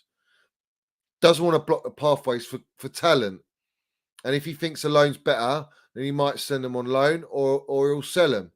I don't know what's going to happen with Gallagher. I know he likes Gallagher, but can he play the double 6? And the answer is he doesn't get over Jorginho, Kovacic or Kante, and not even Mason Mount in the double 6. Mason Mount played the double 6 in the friendly with Jorginho, and he won man of the match, scored a fucking worldie goal, dictated the whole game. He played better than Jorginho did in the double six. So he's just not a six. That's why Gilmore for me is a natural to go as a six. So yeah, that's what I'd say about Gallagher. Johnny, Rice or De Jong, if you had to choose one, who would benefit us more than the other, in your opinion? It'd have to be Rice. If you keep Gilmore, Rice, Gilmore, Mount, balling. But I like De Jong. I really do like De Jong. I think he's a tidy player. Bellingham, listen, with Bellingham, there's going to be a fucking stupid bidding war for him. Everyone's going to go in for him. Dortmund are going to outprice him. And you're going to get City on him. You're going to get Real Madrid on him. Matt Law already commented about us going in for Bellingham. I don't know, guys. I don't know. I don't believe anything anyway. I think he's a lovely talent, but he's still very, very young. He's very, very young.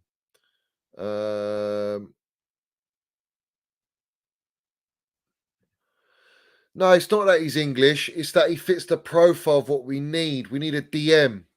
We need a DM, a defensive midfielder. That's why. But I would love both of them, Frankie de Jong and Declan Rice, personally. Yeah, personally. Let me just take. That's it. Yeah, but everyone says that about Gilmore. He ain't got the physicality. But as far as I'm concerned, yeah, you look at Modric, you look at De Jong, you look at Xavi back in the day. They're all fucking very small players. It's not about that. It's about game intelligence, how you are on the pitch, how quick you are, what's your ball distribution, what's your ball retention. That's the things I look at. And Gilmore's got all the minerals. If we sell Gilmore, it will bite us on the arse, both cheeks, 100%. Quality player, isn't he?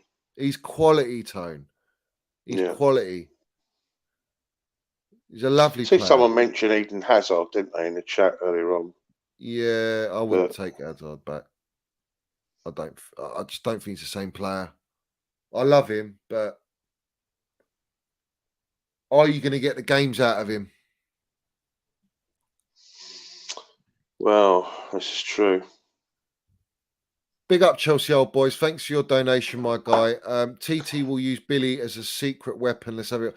I really hope so. I really hope so. Because for me, he offers something completely different to what we got. Jorginho. Listen, let's not forget when we played Man City at the Etihad, all right, 2 seasons ago, him and Jorginho absolutely bossed them. Completely. And we won the game.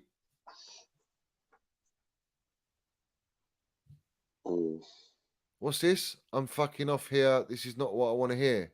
With what? What do you want to hear, mate? I don't understand. What was I saying? What was I saying, fella? I don't know, mate. So for me, Gilmore. So apparently that green injury with a Chelsea fan. There you go. Well, they're all. Listen, there's a lot of trolls in here, people. Let them troll. Just let them troll. Let them waste their energy and troll. Listen, there's over 300 people in here. Please like the video, subscribe to both our channels, and land your minerals. Do you know what I mean? Massive, mate. Massive. Absolutely massive. So what's the good in, Johnny? What people want us to talk about? Well, it's not really like they asked about Gallagher and that, and I gave my thing on Gallagher. I think it's a bit of a difficult one for him at the minute. I don't see where he fits in. Well, yeah, ask what you want, mate. Ask what you want.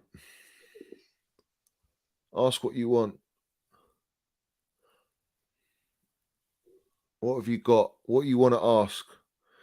How about Chelsea going for Fofana? Yeah, Fofana. But listen, Fofana for 70 million, right? 70 to 80 million after an ACL injury.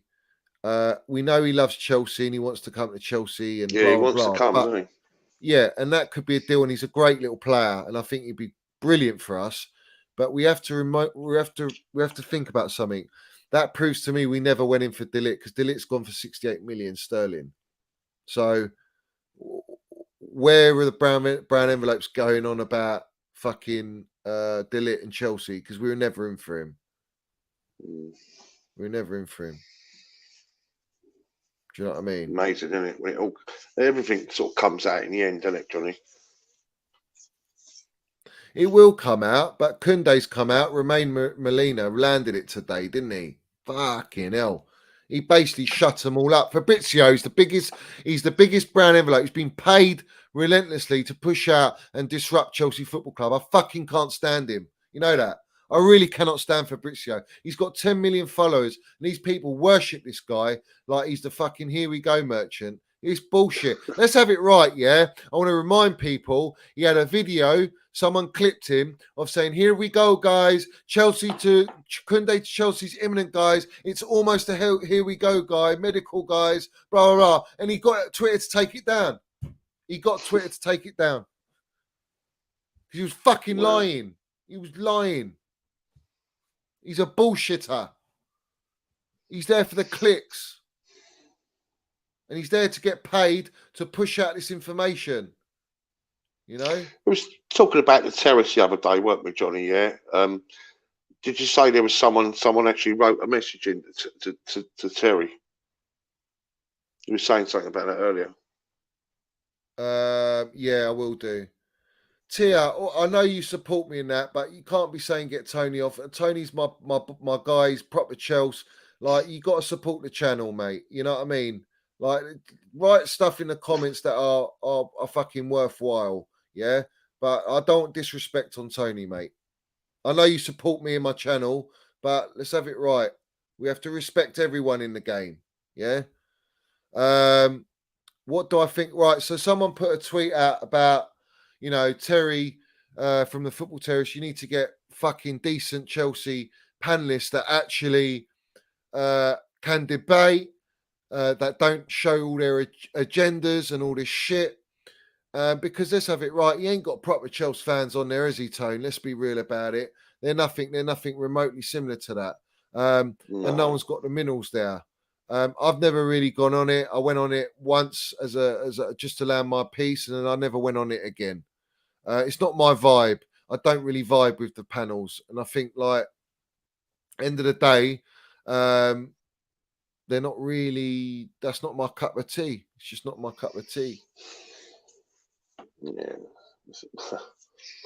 that's the best they can do, though. Do you know what I mean? Yeah, yeah. It don't represent our fan base, does it? Let's be fair, you know. So no, but that's how it's presented, isn't it? You know, that's how it's presented. You know. Look, Green Ninja, wherever you're fucking from, geezer, are you not here for the click? I'm not here for any clicks, mate. Literally, anyone who knows me, I can give a fucking toss about the clicks, mate. Yeah, I put out what I say, and if it clicks, it clicks. Do you know what I mean? If people relate to it, they relate to it. That's what it's all about. This platform and this channel is about saying it how it is and talking fucking real minerals and real truth. That's what I do it, to vent out. It's not about clicks, mate. If you want clicks, go to all the other fucking platforms. Daniel Charles, Nini CFC, George Benson, fucking Football Terrace, all these fucking guys. Go there for the clicks. I ain't there for clicks, They're the mate. ones, guys. Right? They're the ones that will get the massive views, yeah? Yeah. Saying it, as you know, just the way they... it seems that's what a lot of people like, you know what I mean? But it's a massive respect to Ross F. Nice one, geezer. Tony's a legend of respect. The OG, and Philip Chelsea Bailey, Tia, that was not nice. Tony is a diamond. Exactly. Diamond geezer. You don't like me, Tia? Listen, not everyone likes me, Tony, either. Let's have it right. Not everyone. I've had a lot of haters as well. But listen, it is what it is. Fuck them all. I don't give a shit. If you're in here, big up to you for supporting the channel, at the very least. Do you know what I mean? British Patriot. Tony is a legend, mate. He has status here. Thank you very much, British Patriot, for my 8 on time. Yeah, it's nice. Thank you, guys. Appreciate it. There we go. Big up to There you go, Kimoni Tone. Yeah. Carmichael. We need a And Nicky thank you for your Manda. donation. Thank you, Nicky. Cheers, Nicky. We need a complete front line. Well, I wouldn't say So, yeah, maybe you need to have a little line. think about whether you want to carry on watching, mate. Maybe you should be watching the terrace, mate. Fucking fuck up the terrace. Yeah, nice one, Roman Abramovich. So, Roman Abramovich. Is telling him, man. Thank you very much, guys. Listen, John let's not CFD, entertain the fucking trolls, man. I'm not entertaining the trolls, bruv. All right. Big up to Tony. Yeah. Anyone who doesn't like it, fucking do one. Anyway, Kimoni, thank you for your donation. We need a complete front line. I wouldn't say we need a complete front line. We just need a tweak, guys. We need a tweak. Let's remember we won the Champions League with certain players, and let's try and build upon that and rebuild at the same time. End of story, mate. End of story. Don't panic too much. Don't let the brown envelopes, the media, fucking panic you, because that's what they want to do. They want to turn you against the new owners, against the gaffer, against the players, create down tools, a bad negative energy when we're starting the season. Let's love our club, back our players, back our manager, and fucking go all the way. But let's have it right. I'm not happy about players like Ziyech and Werner who don't want to fucking be here. Alonso doesn't want to be here. All these players, if they don't want to be at Chelsea Football Club, it's very simple, guys. Fuck off out the door. Yeah. And if you want to fuck Bye-bye. off and the wages ain't right, too bad. Do what Barcelona players are doing. Go and drop your wages if you want to leave so bad. But it's not. You're mercenaries. Now fuck off and get out of Chelsea because we don't want any disrespect at our football club. Tommy Tuchel. Okay, and a lot of love here. A lot of love here, Johnny. Nicky Manda, thank you very much. Bright guy. Cheers, buddy. Top Chelsea old boys. All designer. Thank you very much.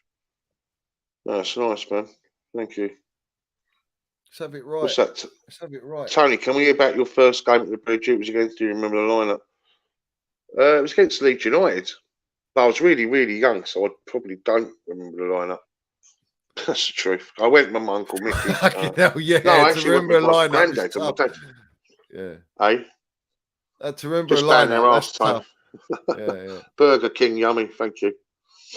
Burger King Yummy's he's a geezer. He's always in the back in. This is the thing, right? I did go in the 70s, yeah. But really, it was from 81 onwards, 81, 82, where I went home and away, that sort of thing. So my era, really, and if I'm brutally honest, it wasn't really the 70s, you know, the sort of Housemans, Osgood Webb and all that lot. It was, you know, Kerry Dixon, David Speedy, Pat Nevin, Joe McLaughlin, Colin Pates, Eddie Nesvesky, Paul Cannaville, you know, players like that. Paul Cannaville, man, what a geezer. You know him, Tone, innit? You know him well, don't you? I do, yeah. He's a lovely bloke. Really lovely bloke. And he's actually getting his due rewards now from the club. It's long overdue, isn't it? He's got his own suite now.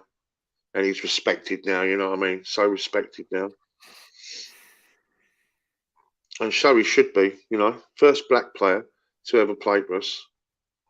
Something else, man. And it was hard back in the day for players. You know, black players back then. It was. Then all this stuff where they talk about today, you know. Listen, racism shit on any level. Don't matter who it is, it's just shit, yeah. But you have to say back then, no, it's fucking bad, man. It was bad. And anyone that says it weren't, they're lying. And his book says it all, really. You know what I mean? It's a good question, this. What do scouts do when we keep going for only the popular players? Can't Chelsea go to the South American leagues and sign players like Richarlison, etc.? Great question. Can't remember the last time we signed a low-profile player who's turned out to become. It's true. This is the problem, GK, is that our scouts have been so piss poor. We've got fucking shocking scouts. They go for all the big-name players, and that's what they do because they think it suits the brand and it wants to elevate the brand. But in reality, if you look at Arsene Wenger, you look at Fergie back in the day, they'd look, even Pep and Klopp have been doing it. They look at players where they've got a potential, they've got a certain skill set and a profile, and they sign them, and then they just click. And we haven't really done that, Tone, have we? We haven't really. We've done it now with our academy, where we've got gems and generational ballers. It's a great question, though, isn't it? Because I imagine there's some great players in those leagues. No one really, 100%. Yeah, Femi, you're right. We have our own Palmeiras kid. Who? Yeah. What Palmeiras kid? What kid? He's supposed to be the new Messi, or the new Neymar. Yeah, but are we actually going to sign this player, or who's reported this? Is this recent, Tone? Yeah, it was last week. I read it somewhere last week. Yeah. Yeah, River Plate as well. That's a good shout. These players in Argentinian, Brazilian leagues. We need to find like the next Neymars and Ronaldinhos, and all. Look at Fergie. You've got Cristiano Ronaldo, 17 years old, from fucking Sporting Lisbon, was it? Yeah. You go out and buy these players. Listen, doesn't matter how old they are. If they're good enough and they're technically gifted and they're special players, they're going to make it regardless. Yeah. But I think we're going to move away, guys. I think we're going to go into that era now, guys. I think we're going to actually get scouts that are going to look at these leagues, and Tuchel's going to ask for specifics and data and analytics and certain types of profiles. And it's going to be exciting, guys, but we need to be patient and let the gaffer build. We've got to move away from the immediacy. We have to. It's not going to be like that. No, great question there from Mickey. Do you remember Peter Nicholas? Yeah, I sure do. It was in the 89 season, wasn't it? If I'm not mistaken, the day of Hillsborough, we were on an unbeaten run, and we went to Leicester City that day. Pretty sure of it, And we kicked off everywhere outside, but I remember it because we lost that game too. And I'm pretty sure Peter Nicholas got sent off in our red and white hooped shirt. What do you think about his shirt, by the way, Johnny? Oh, it's Nicky's cousin. Nicky's cousin, Nickel. No way. Yeah. No way, really? That's incredible. That's mad. Wow. That's mad. I'll tell you what, I did a video about 3-4 years ago, and it was my little piece of respect for Bobby Campbell. Yeah, and he passed away, didn't he? He was our manager in the 89 season, 1990, and I think it was his son or member of his family got in contact with me. They said it was really nice, you know what I mean? And that was about, Bobby Campbell. But yeah, Peter Nicholas. That's incredible, isn't it? That's mad. It's mad. Big up to Peter Nicholas. What were you saying about the shirt, Tone? What do you say? What do you think of the shirt, Johnny? The white, the kind of white, off kind of white, and mint, the kind of hoops. You seen it? I think it looks like beachwear. Do you? Yeah, that's something you wear on the beach. What do people think in the chat about it? Anyone? I think. Are you a kit guy, Tank? I'm not really a kit guy, man. I used to be, Johnny. I used to be. I'm just trying to. There's old Tuchel with his. She knows exactly what he needs. He's landing his minerals. He knows. There you go. Maybe he's trying to sign that player. What's his name? Edric. Is it Edric? What's his name? Maybe she knows someone. Yeah, it's horrible, mate. It's horrible. It's horrible. You think it's horrible? Yeah. What would you give that out of 10, Johnny? Fucking 2. 2. What do people think in the chat? Do you like it?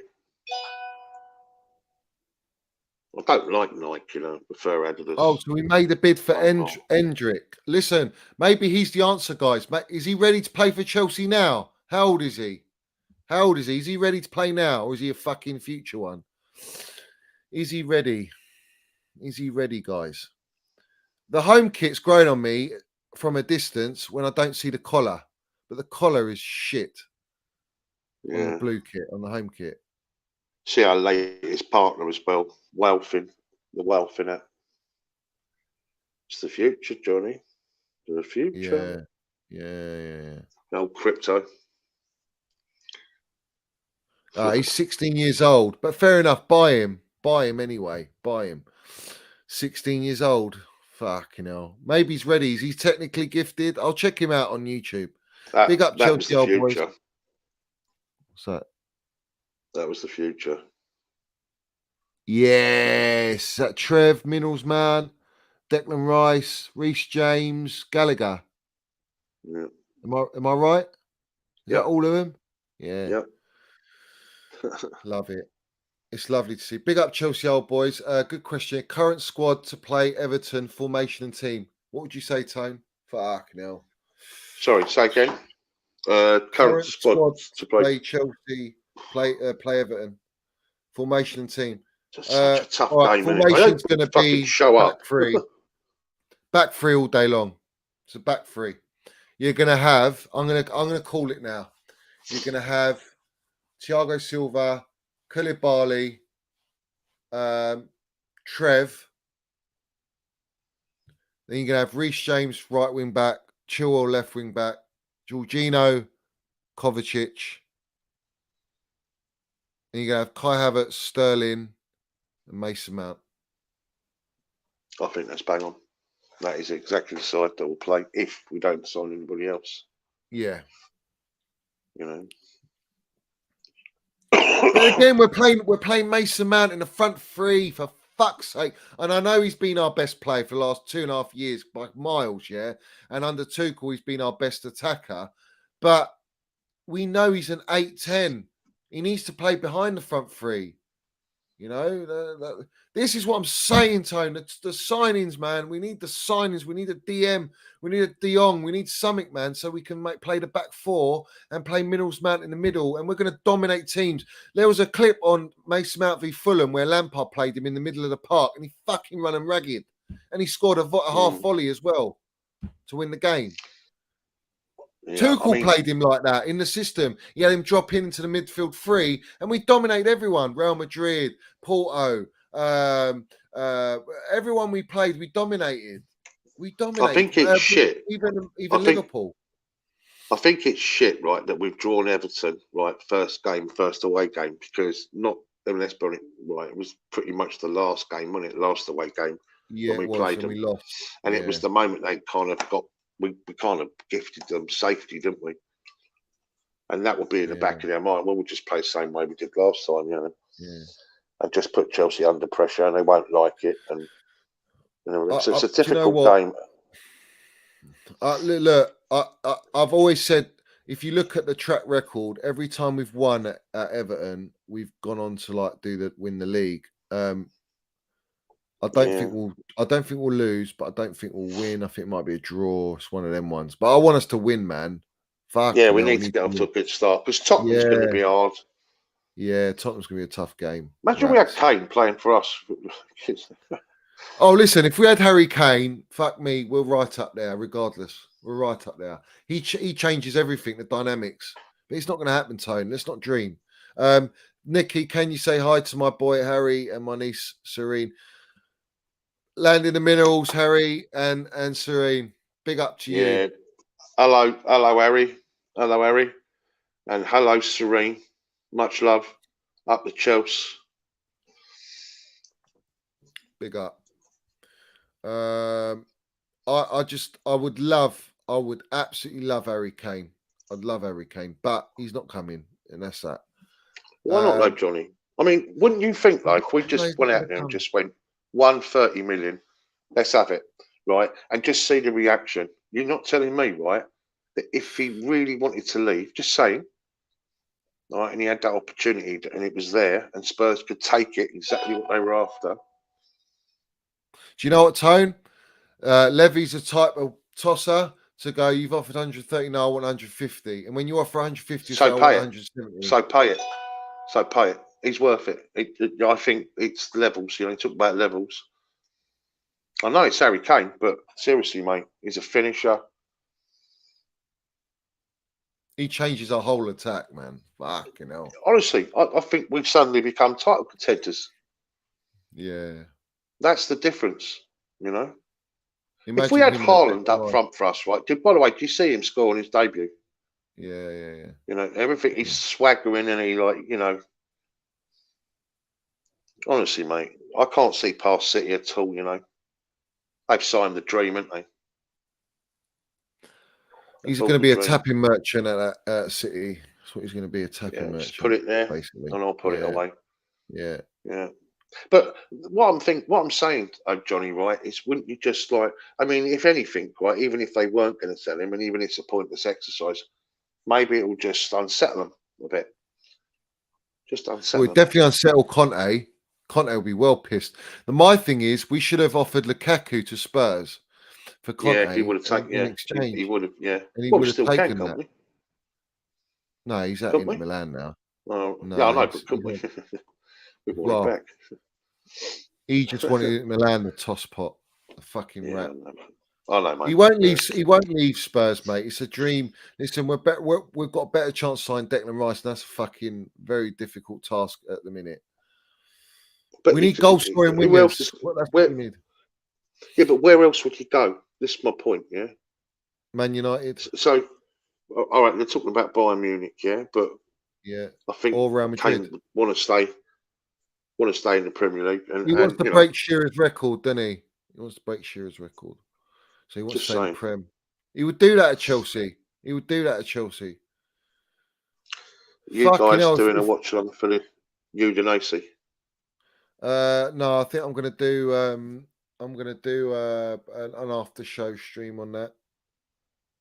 A reaction one. Are you going to Everton, Johnny? I'm almost sorting a ticket. Hopefully, and I'll be there. How are you getting there? I'll probably do a train, you know, because it's on a Saturday. Yeah, train to Peterborough. Yeah. Are you going, Tone? Are you going, Tone? No, I'm thinking. No, right. I gave up my away. The away season ticket. I'm not an away season ticket holder this year. I was last year, year before, and all that, but not this year. But if I could get one, we could go up together. Yeah, I thought. I mean, I've got my season ticket. I mean, have you got a ticket for the first home game, Spurs? That goes on release for me. I think it's on the. I think it's coming up Friday. What's the day today? Thursday. I think it's tomorrow, isn't it? Yes. It's tomorrow, isn't it? Yeah, Friday tomorrow. Yeah. So I'll be there. But obviously Everton away would be a cracking one, wouldn't it? I mean, first game of the season, it'd be minerals. But yeah, hopefully I'll try and sort out Everton away. If you're going Everton away, I'll do my best to get the ticket and we go, man. We'll go. Okay. That'll be quality. Yeah. Absolutely.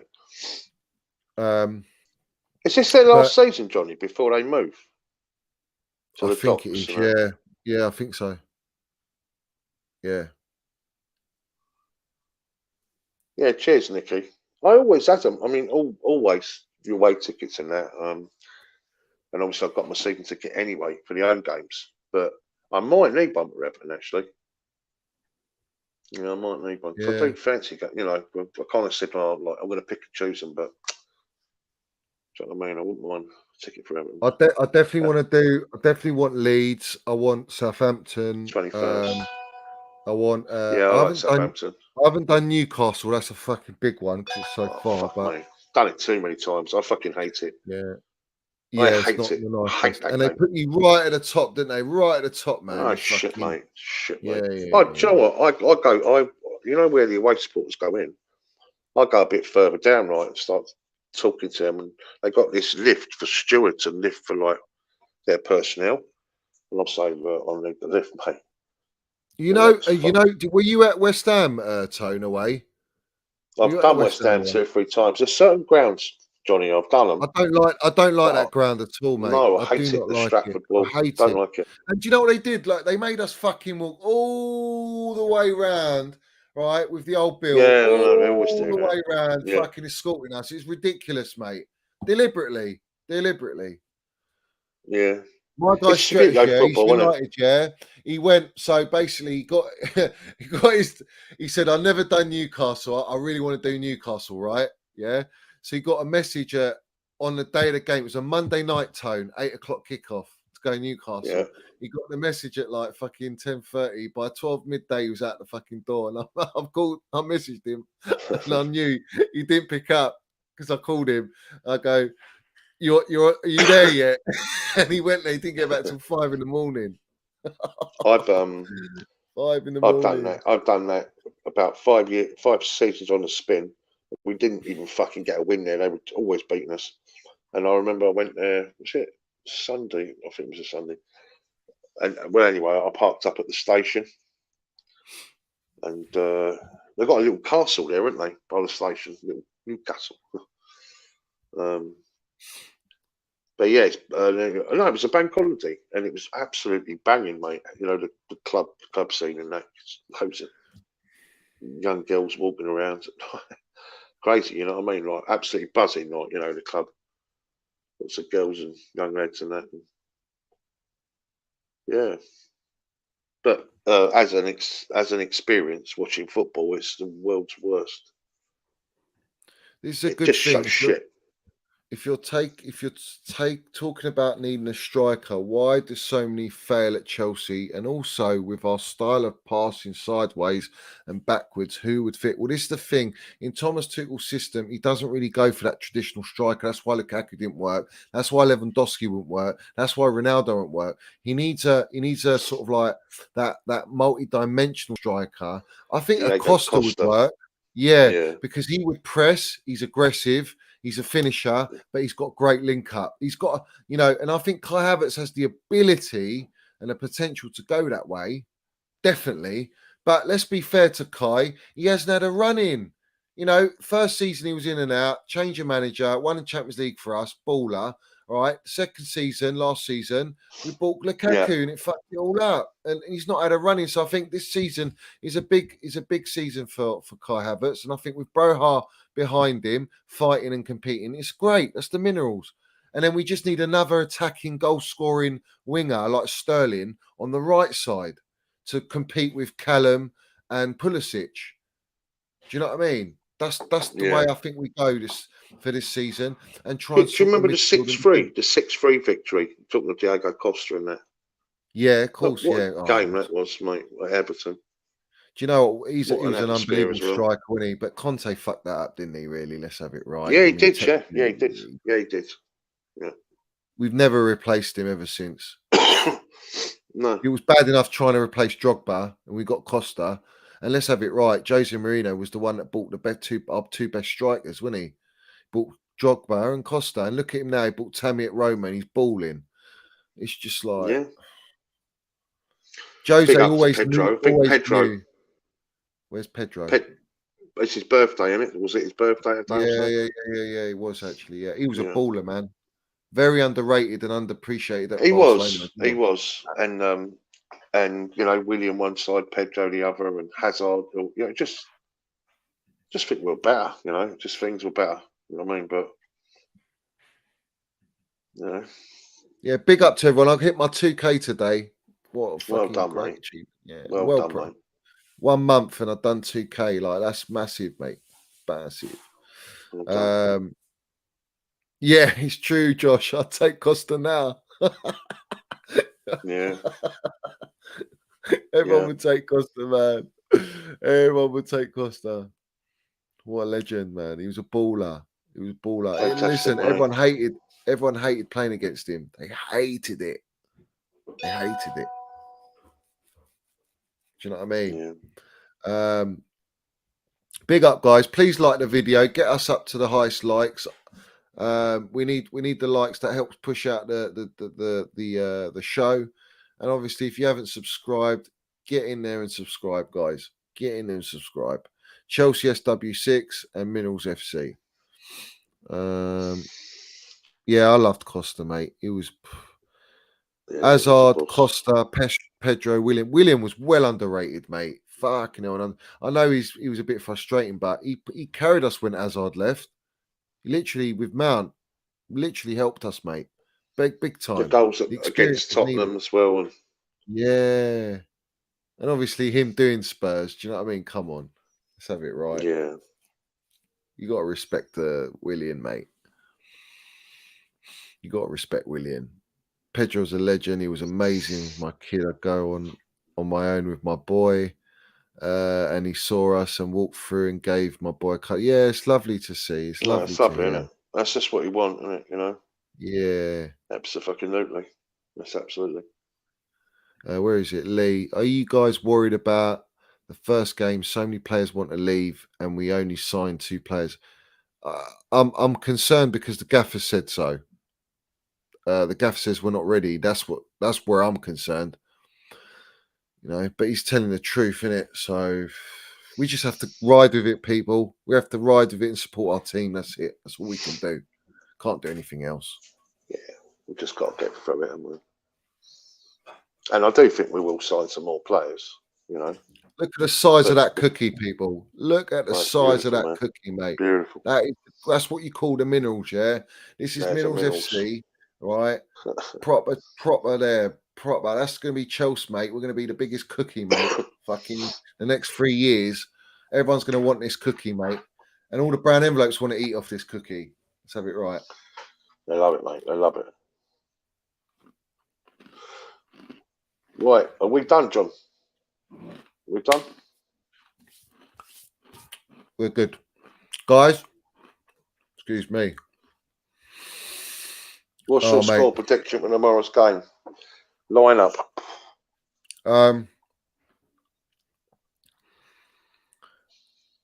I think he's going to play the strong lineup tomorrow, similar to what we said. Win, doesn't he? Yeah. And Alexandre Cano, David Luiz is kind of a legend, in my opinion.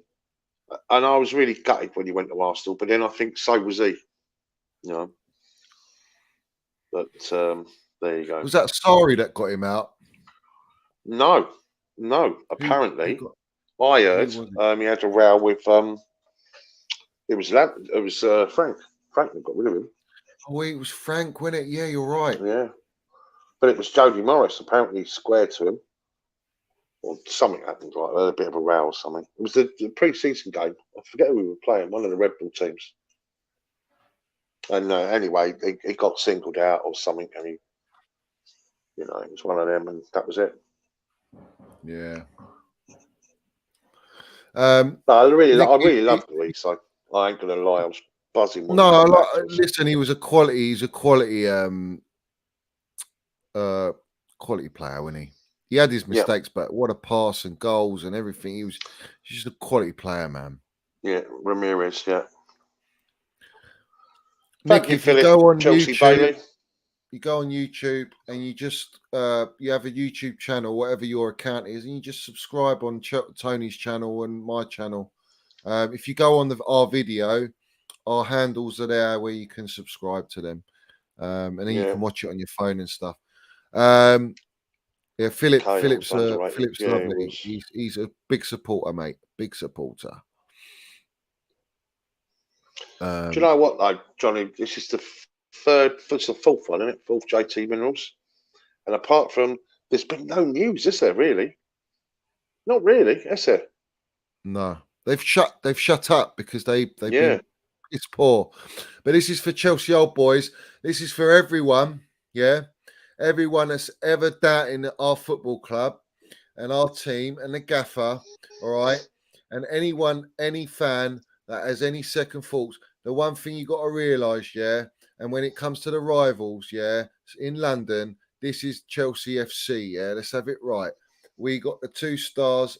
We see things they'll never see, and that is the facts of the game, and that's the minerals, people. Yeah, that is the minerals. That's right. But don't ever forget, guys. You know, I need to get the stickers, mate. I need to get the stickers. Fucking get the stickers, mate. Alex's free kick against Liverpool. That was the 4-4 one. Oh, what a free kick, man. Yeah. What about when Lamps scored when his mum passed, after his mum passed? Oh, yeah. Scored that penalty. Wow. Limbs. It's a moment, wasn't it? Absolute limbs, mate. Remember Avram Grant? He sort of sunk to his knees, didn't he? Like, giving it all that. I couldn't stand him being there, though. Avram Grant. Yeah. That hurt almost man, wasn't he? He was an almost man, when he took us to the cup final. They had a big row, didn't they, before that fucking Tottenham game in the League Cup, didn't they? Yeah. Had a big row the day before, something to do with that. Who was that? The Dutch guy that was there. Was it Tank, something? What was it? I can't remember his name. Someone in the chat will let us know. And he apparently all kicked off in that. Something to do with the the announcing of the team or something like that. Yeah. And of course Spurs fucking won that, didn't they? And then to take the fucking league to the final game, you know what I mean? Yeah, why did William go to Arsenal? Because they offered him top dollar, and he's got a restaurant with David Luiz. Yeah, that's right. Yeah. So it makes sense, Hank 10 cut. Yeah, that's it. Yeah, that's it. Yeah. Guts Hiddink. Yeah, cheers, Chelsea boys. But they row, didn't they? And it's really upset everything, didn't it? Yeah, there you go. Big up, Sean. Lovely to see you. And big up, boys. Just arrived. We're going to go back and watch you two drop the minerals from the start. Let's have it right. You know it, Sean. You know it.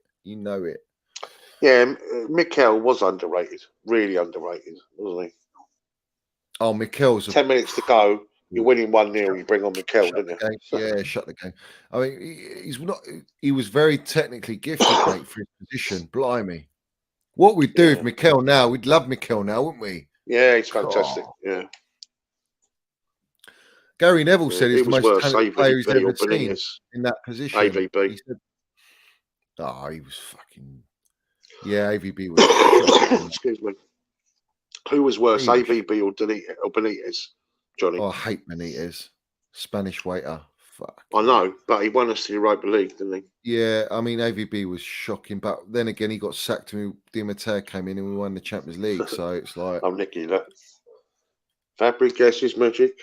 He wears the magic hat. Yeah.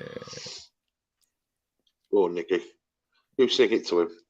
I'd be like, yes, Nicky. Nice little song before he goes to bed. He should have signed for Arsenal. But he said, no, fuck that. Fuck that. Yeah. That was brilliant, that song, wasn't it? I'll never forget that, actually. That was in the pub, before the game against Arsenal, that was, wasn't it? And we were on the cusp, obviously, of winning the league. And I remember outside, it was like, just brilliant. And it was probably about 400 or 500 Chelsea outside the turnstiles after the game for about half an hour, all looking up at the Arsenal supporters up above in the fucking corporate bits or whatever. And it just, that Fabregas' magic just kept going on and on and on. And the whole song, please. Scott. The whole song, please, Nicky. Fabregas' magic. He wears a magic hat. Oh, that was quality, Chelsea. What about Wise when he pinched Nicky Butt's fire on the ground and he got sent off? Wisey, man. Oh. He scored a fucking great goal in the San Siro. I was there that night, Johnny. The San Siro.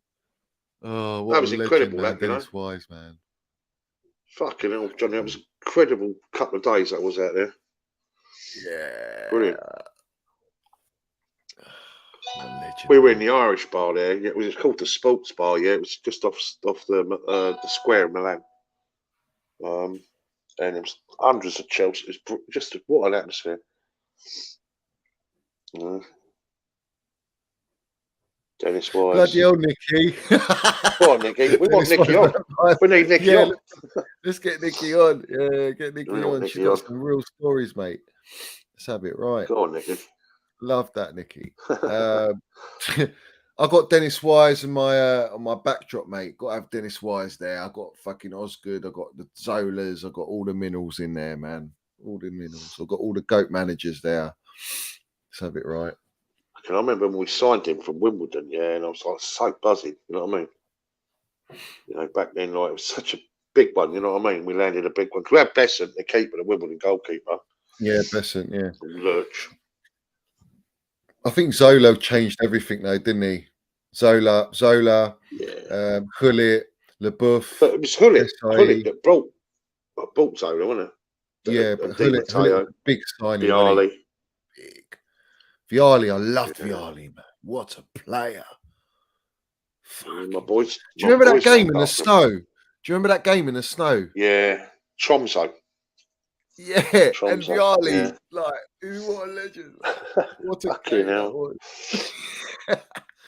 Hasselbank as well. Hasselbank was a baller, man. Yeah. Di Matteo's FA Cup goal, never forget it ever. What a goal, man. Quickest FA Cup goal ever that was, boy, back then. Gavin Peacock's shot in the 94 final that pinged off the bar.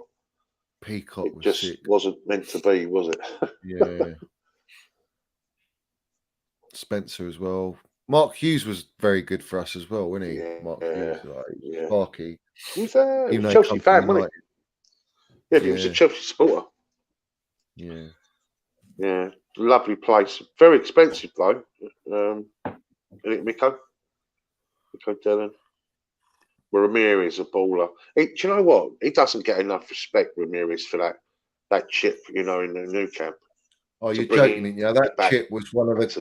That was 2-1. The biggest goal in that moment where we were fucking 10 men down and all that.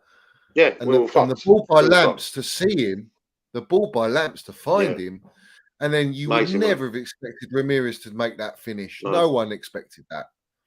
Legend. And his celebration is just fucking legend, isn't it? Yeah. Legendary. Just brilliant. Doesn't he do it? Yeah. Oh, what's that? His sister is blind and described how it felt to her. That's right. No, that's absolutely right. Yeah. Yeah, that's true about Di Matteo. Yeah, his sister is blind. He's such a legend, Roberto Di Matteo. If you think about it, really. He got that goal in '97. He scored in the 2000 final. He won us the Champions League as a manager and the FA Cup. You know what I mean? It's incredible, really, isn't it? But what a, you know, great omen he was for us as a person. Do you know what I mean? He went up to Roman, do you remember? And he goes, I won it. I won it. To Roman. Do you know what? Do you know something, right? You know, when he went up to Roman, he went, I won it. I won it. I told you. Right? When he was really putting it in his face. Yeah. I was thinking, bad move.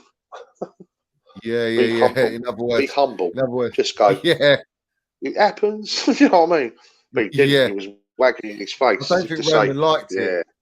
I don't think Roman liked it. I don't think Roman liked it, no. Because he was very... No. Roman was quite a passive sort of... He was a very gentle sort of man, wasn't he? That's how he appeared to me.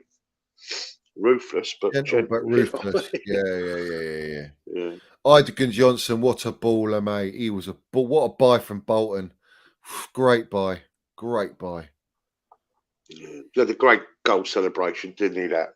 You know what I mean? Perfect.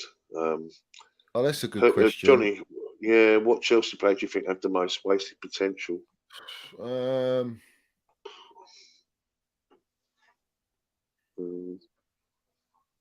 Mutu. Potential. Oh, Mutu. that's a great one. Adrian Mutu, because of his bloody sniffing. He looked a real player, didn't he? He looked a real good player. Oh, he was on fire, wasn't he, Johnny? Yeah. And what about Kazaragi? So much hopes for Kazaragi, and then he got injured, didn't he? Fucked, yeah. Kazaragi. No, there's better ones than that, but I think Mutu comes to my mind. Shout. Yeah. But you know what? This is where I think Rafa Benitez got a little bit of unfair treatment because You know, when he had those three up top, he had Oscar, Mata, and Hazard all playing off each other, and it was proper. It was sexy football, man. Can't say it weren't, Johnny. And we were playing Wednesday, Saturday, Wednesday, Saturday, Wednesday. You know what I mean? And or Thursday, you know, all that one. But we were playing constantly, and we was picking up wins. You know, I just think he never got to. Listen, I know what he said about us and all that, but you know.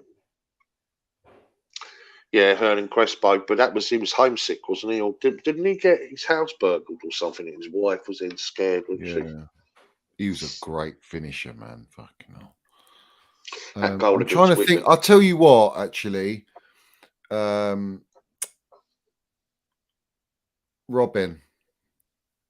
I think Robin really should have stayed at us a lot longer, but he was so injury prone, wasn't he?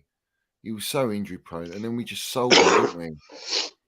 And he had. I don't think we didn't get his best years. You know. I mean, he's not really potential because he was world class, wasn't he? Really for us, but I mean,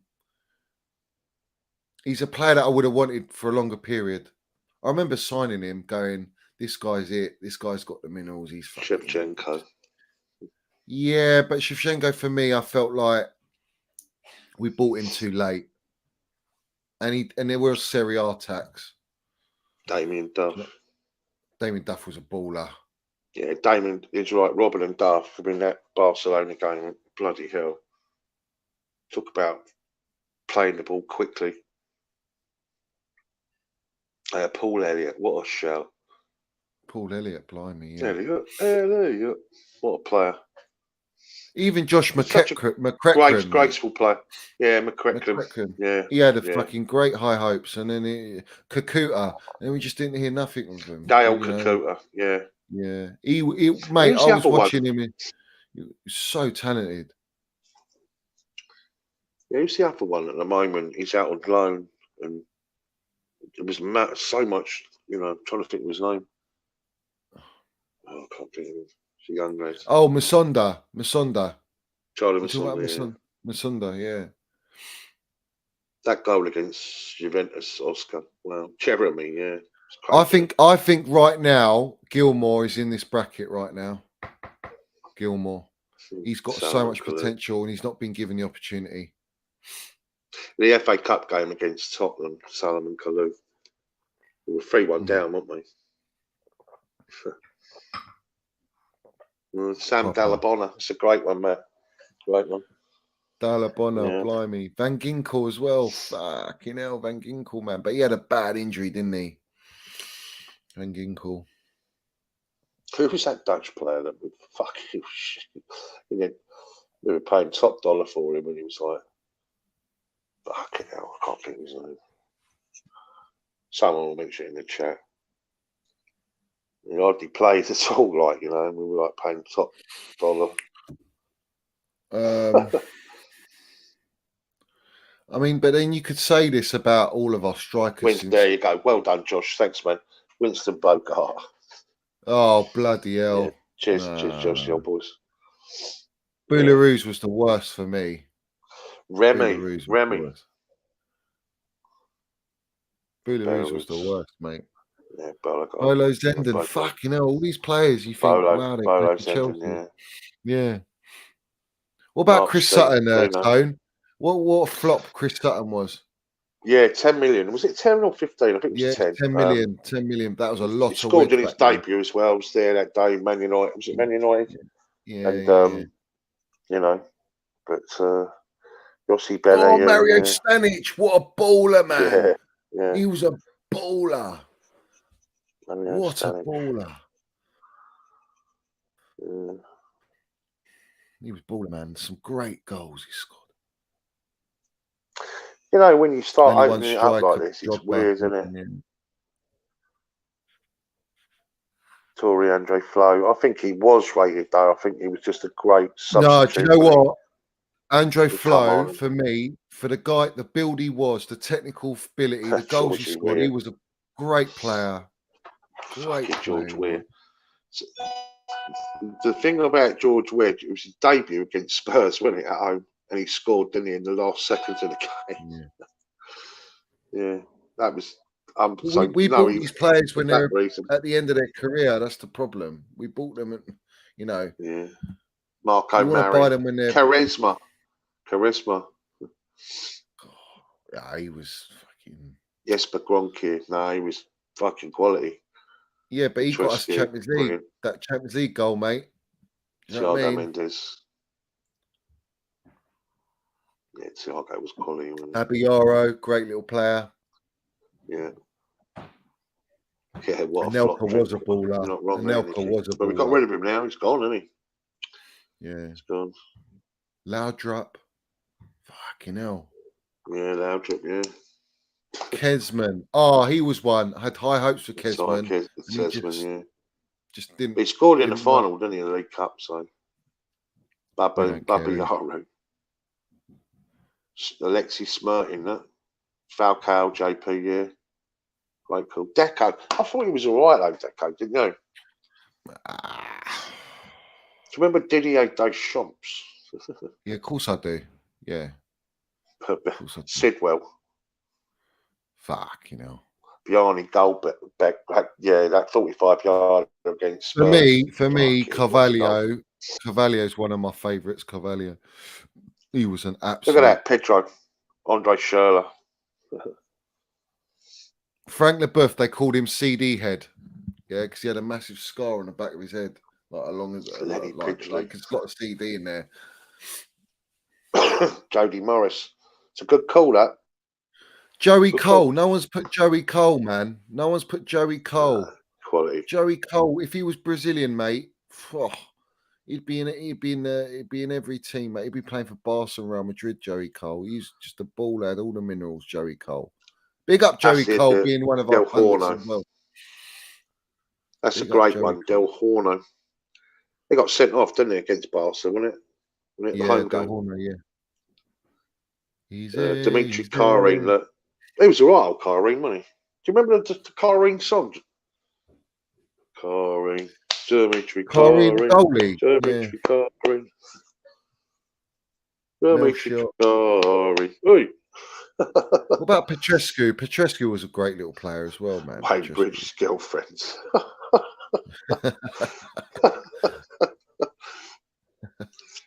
Oh dear. Joey Cole was one of my favourite players, though. Man. He's a boy, isn't he, old JT? Wrong, isn't it? Ashley Cole, greatest left back ever for me. Greatest left back ever. There's the old boys, old Bergerac. That's Lasso, isn't it? Lasso.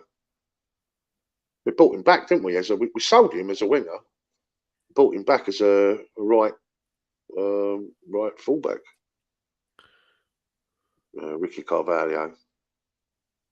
Yeah, he's an unbelievable player. Graham Lasso. Sean Wright Phillips.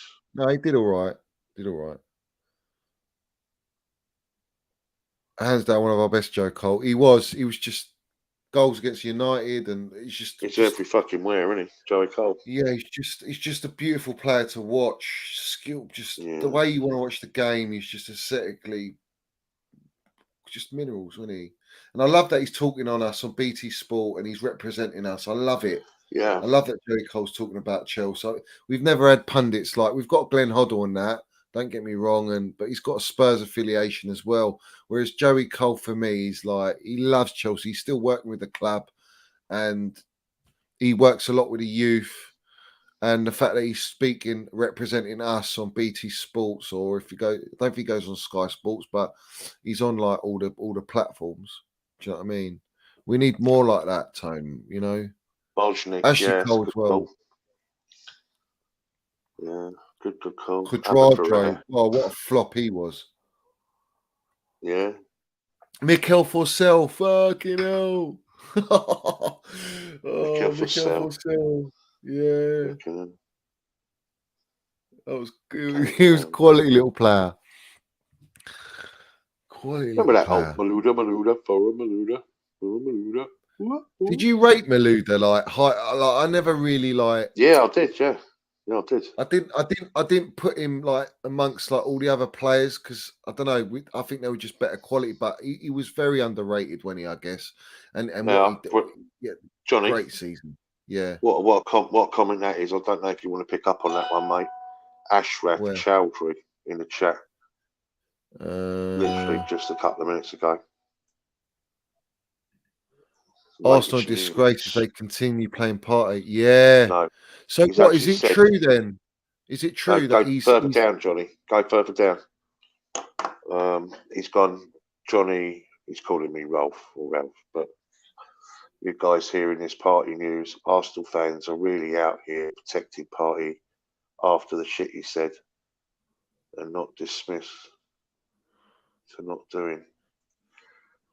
So, ooh, is it him then? I mean, what is this? The guy from North London? Yeah.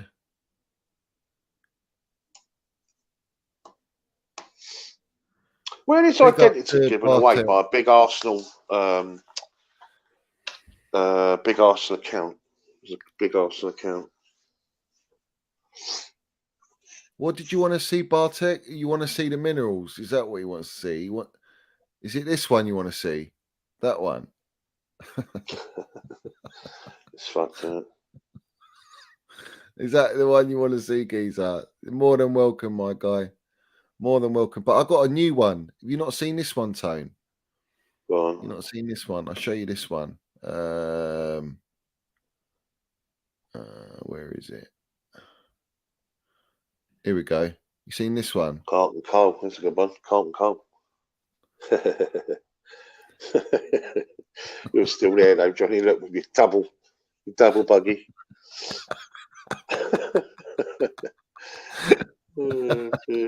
Fabrizio and then Matt Law, look at the fucking. Do you do them, Johnny? Do you actually make them? Is that what you? Someone made it for me, but I changed it That's to brilliant. Fabrizio. Yeah. Brilliant. Let's have it right. Let's have it right. Fucking get him in. Minnell's man. Sterling there. The gaffer's there, loving life. Gucci'd up, stonied up. Do you know what I mean? Ashraf Chowdhury, if this was a Chelsea player, The agenda and campaign You're would right be there. huge. You're right there, Ashraf. Up 100% correct, mate. Yeah. Yeah. All right, this is what I'm talking about. Amarv here. You have to admit Tuchel's wrong to block Ronaldo coming to Chelsea. We have no scorers in Austria.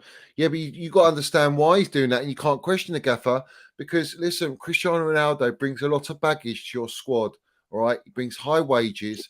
Yes, he's Ronaldo, but he's 37 going on 38, and he will not play the way Tuchel wants to play. And it's going to be a similar situation to Lukaku, where you don't press, blah blah blah blah blah. Not saying Ronaldo's clearer Lukaku. I'm talking about the way you play. I'm sorry. What's this? Right, mean? we've done, Johnny. On a Bird Box version of Matt Law. Bird Box. I don't know what that is, Alexander. I don't know what that is. Either. But yeah, big up. We'll run it up now. Scott Parker, great shout.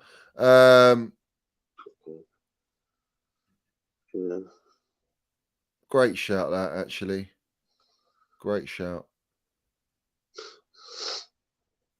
It's all right for Charlton, wasn't he? Yeah, he was. Yeah. So guys, one of these is the favourites, I think. Minerals man, get rid of Lukaku, putting him in the cementals, mate. Yeah, let's have it right. Cement, look.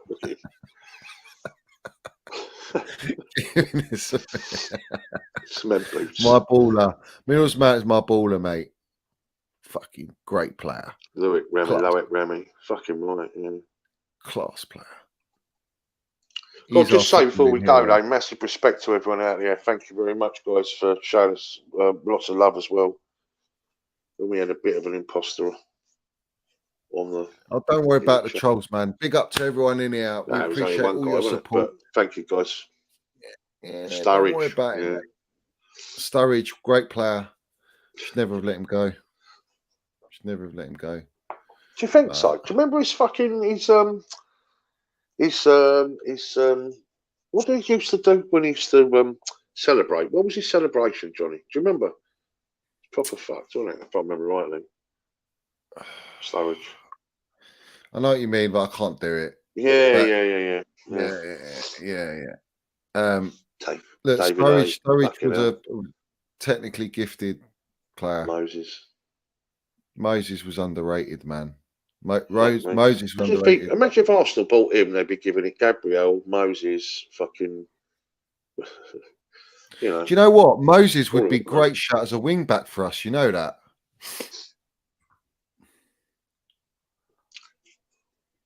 Move on. Good wing back. Done it for Conte. I know what you're saying. He done it for Conte. Yeah. It's to wiggle his arms. That's it. He used to do a fucking weird thing, wasn't it? Yeah, like all that fucking. Oh yeah, I mean? All that shit, yeah.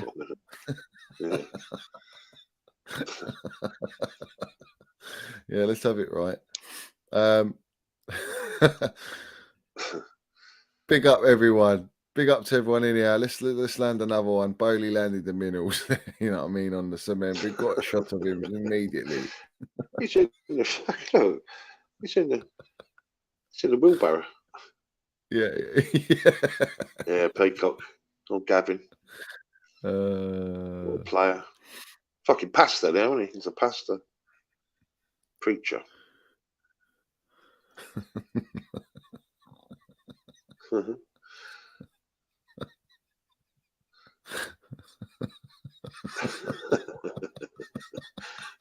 Like him up, look. Look at the gaffer.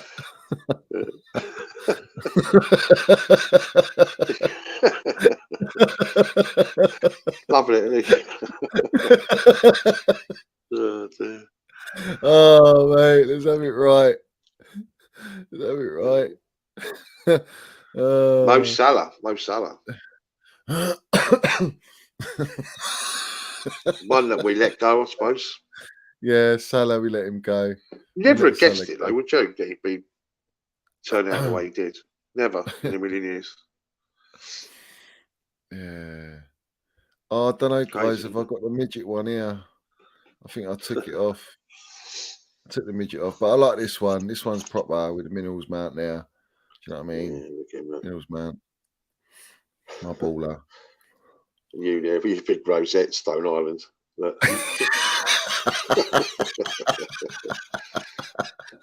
Double buggy. Listen, turn up the bridge one day.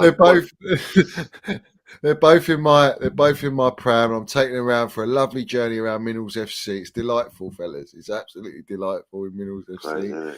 And I tell you what, if I ever come across a Nizar Kinsella or Matt Law at the fucking bridge, I'll tell him what for, mate. I'll tell him what for. There'll come a time. There'll come a time, Johnny. No doubt. There will come a time. But yeah. Yeah, Seppa's not wrong there. KDP's performance at Arsenal in the League Cup, the 2-0 victory there. He was just superb that night, wasn't he? But that was all about Jose Mourinho, yeah. A lot of fucking good players go, Jose. Fucking joke, really. What he done to us. His second time with us, you know, cost us a lot of fucking good players, didn't it? Yeah. Really did, you know. Tony Rolph Harris.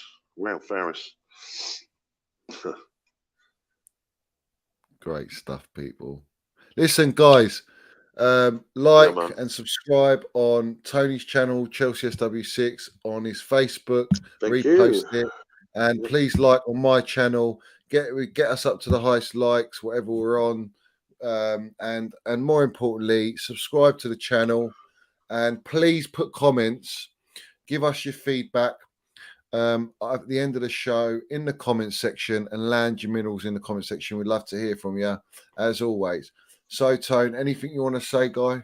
Anything you want to say? No, just love to everyone out there. Massive respect to everyone. Chin up, guys. I mean, I know it's not like we're buzzing right now, is it? You know what I mean? We need a few more players to get us a bit more hyped up. And the season's coming a bit too quick, to be fair, around. I wish it was, so even though I want the season to start, I wish it was 4 weeks, you know.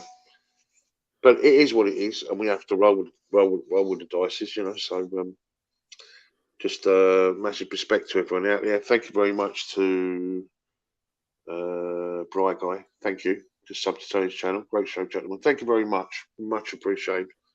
Much love to everyone out there, and up the Chels. Keep the blue flag flying away. Let's have it right. And much love to you, Johnny. Yeah. Big up to you, Tone. Proper Chels. Let's have it right with Thanks, Chelsea man. FC. Do you know what I mean? And to everyone out there that is watching, who's going to watch after, who's supporting the channel, every single one of you in here, up the Chelsea, and obviously up the Minerals FC, up the Chelsea SW6, up the Tommy T, up the Minerals Man. Fuck all the brown envelopes and all the haters and all the nonsense talkers. Let's have it right, and all the media and the pundits and all the wishy-washy washers, whatever they are, the nonsense talkers, the wrong uns. Big up to everyone in here. We appreciate you all being in here and supporting the channel. Thank you to everyone for getting me to 2K, my first 2K subs. Which is an achievement. I'm blown away by everyone's comments and interaction and supporting this channel. So as always, you know, there'll be many more shows coming up. We're Thursday Hopefully with a bit more news to talk about. Yeah. Perhaps listen, next time we're on, Johnny. Yeah. Perhaps next time we're on, we'll expose the networks.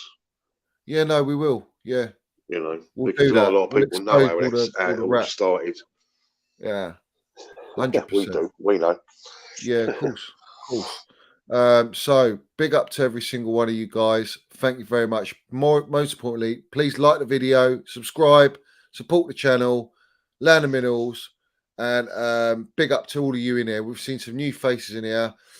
Big up to every single one of you. Thank you very much for supporting the show and supporting our channels. Without you guys, it doesn't get out and heard. So let's have it right. Keep supporting. We won't disappoint. And we'll tell it how it is, as always. So big up, Tony, to you, my guy. I'm going to exit us, and I'm going to leave you with my outro. And enjoy it. And hopefully we'll be at the Everton game. Let's have it right. Up the Chelsea. Up Mills FC, up the Chelsea SW6. Let's have it right. Let's go.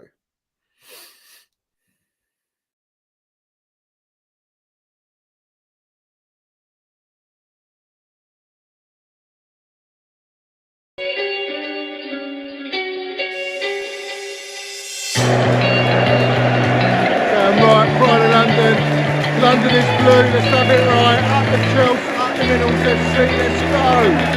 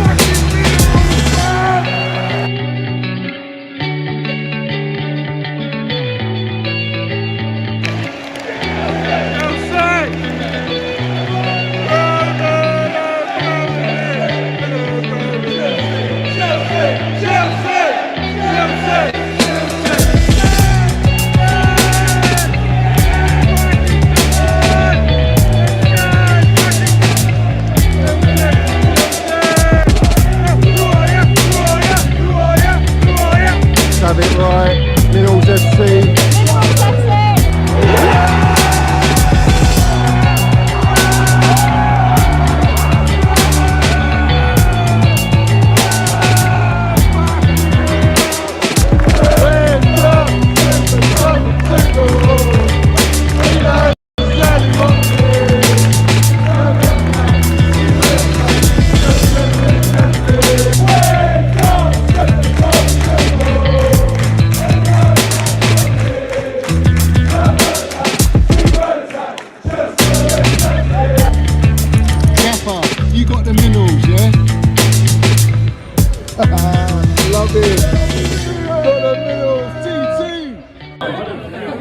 Mate, Johnny's got the fucking minerals, mate.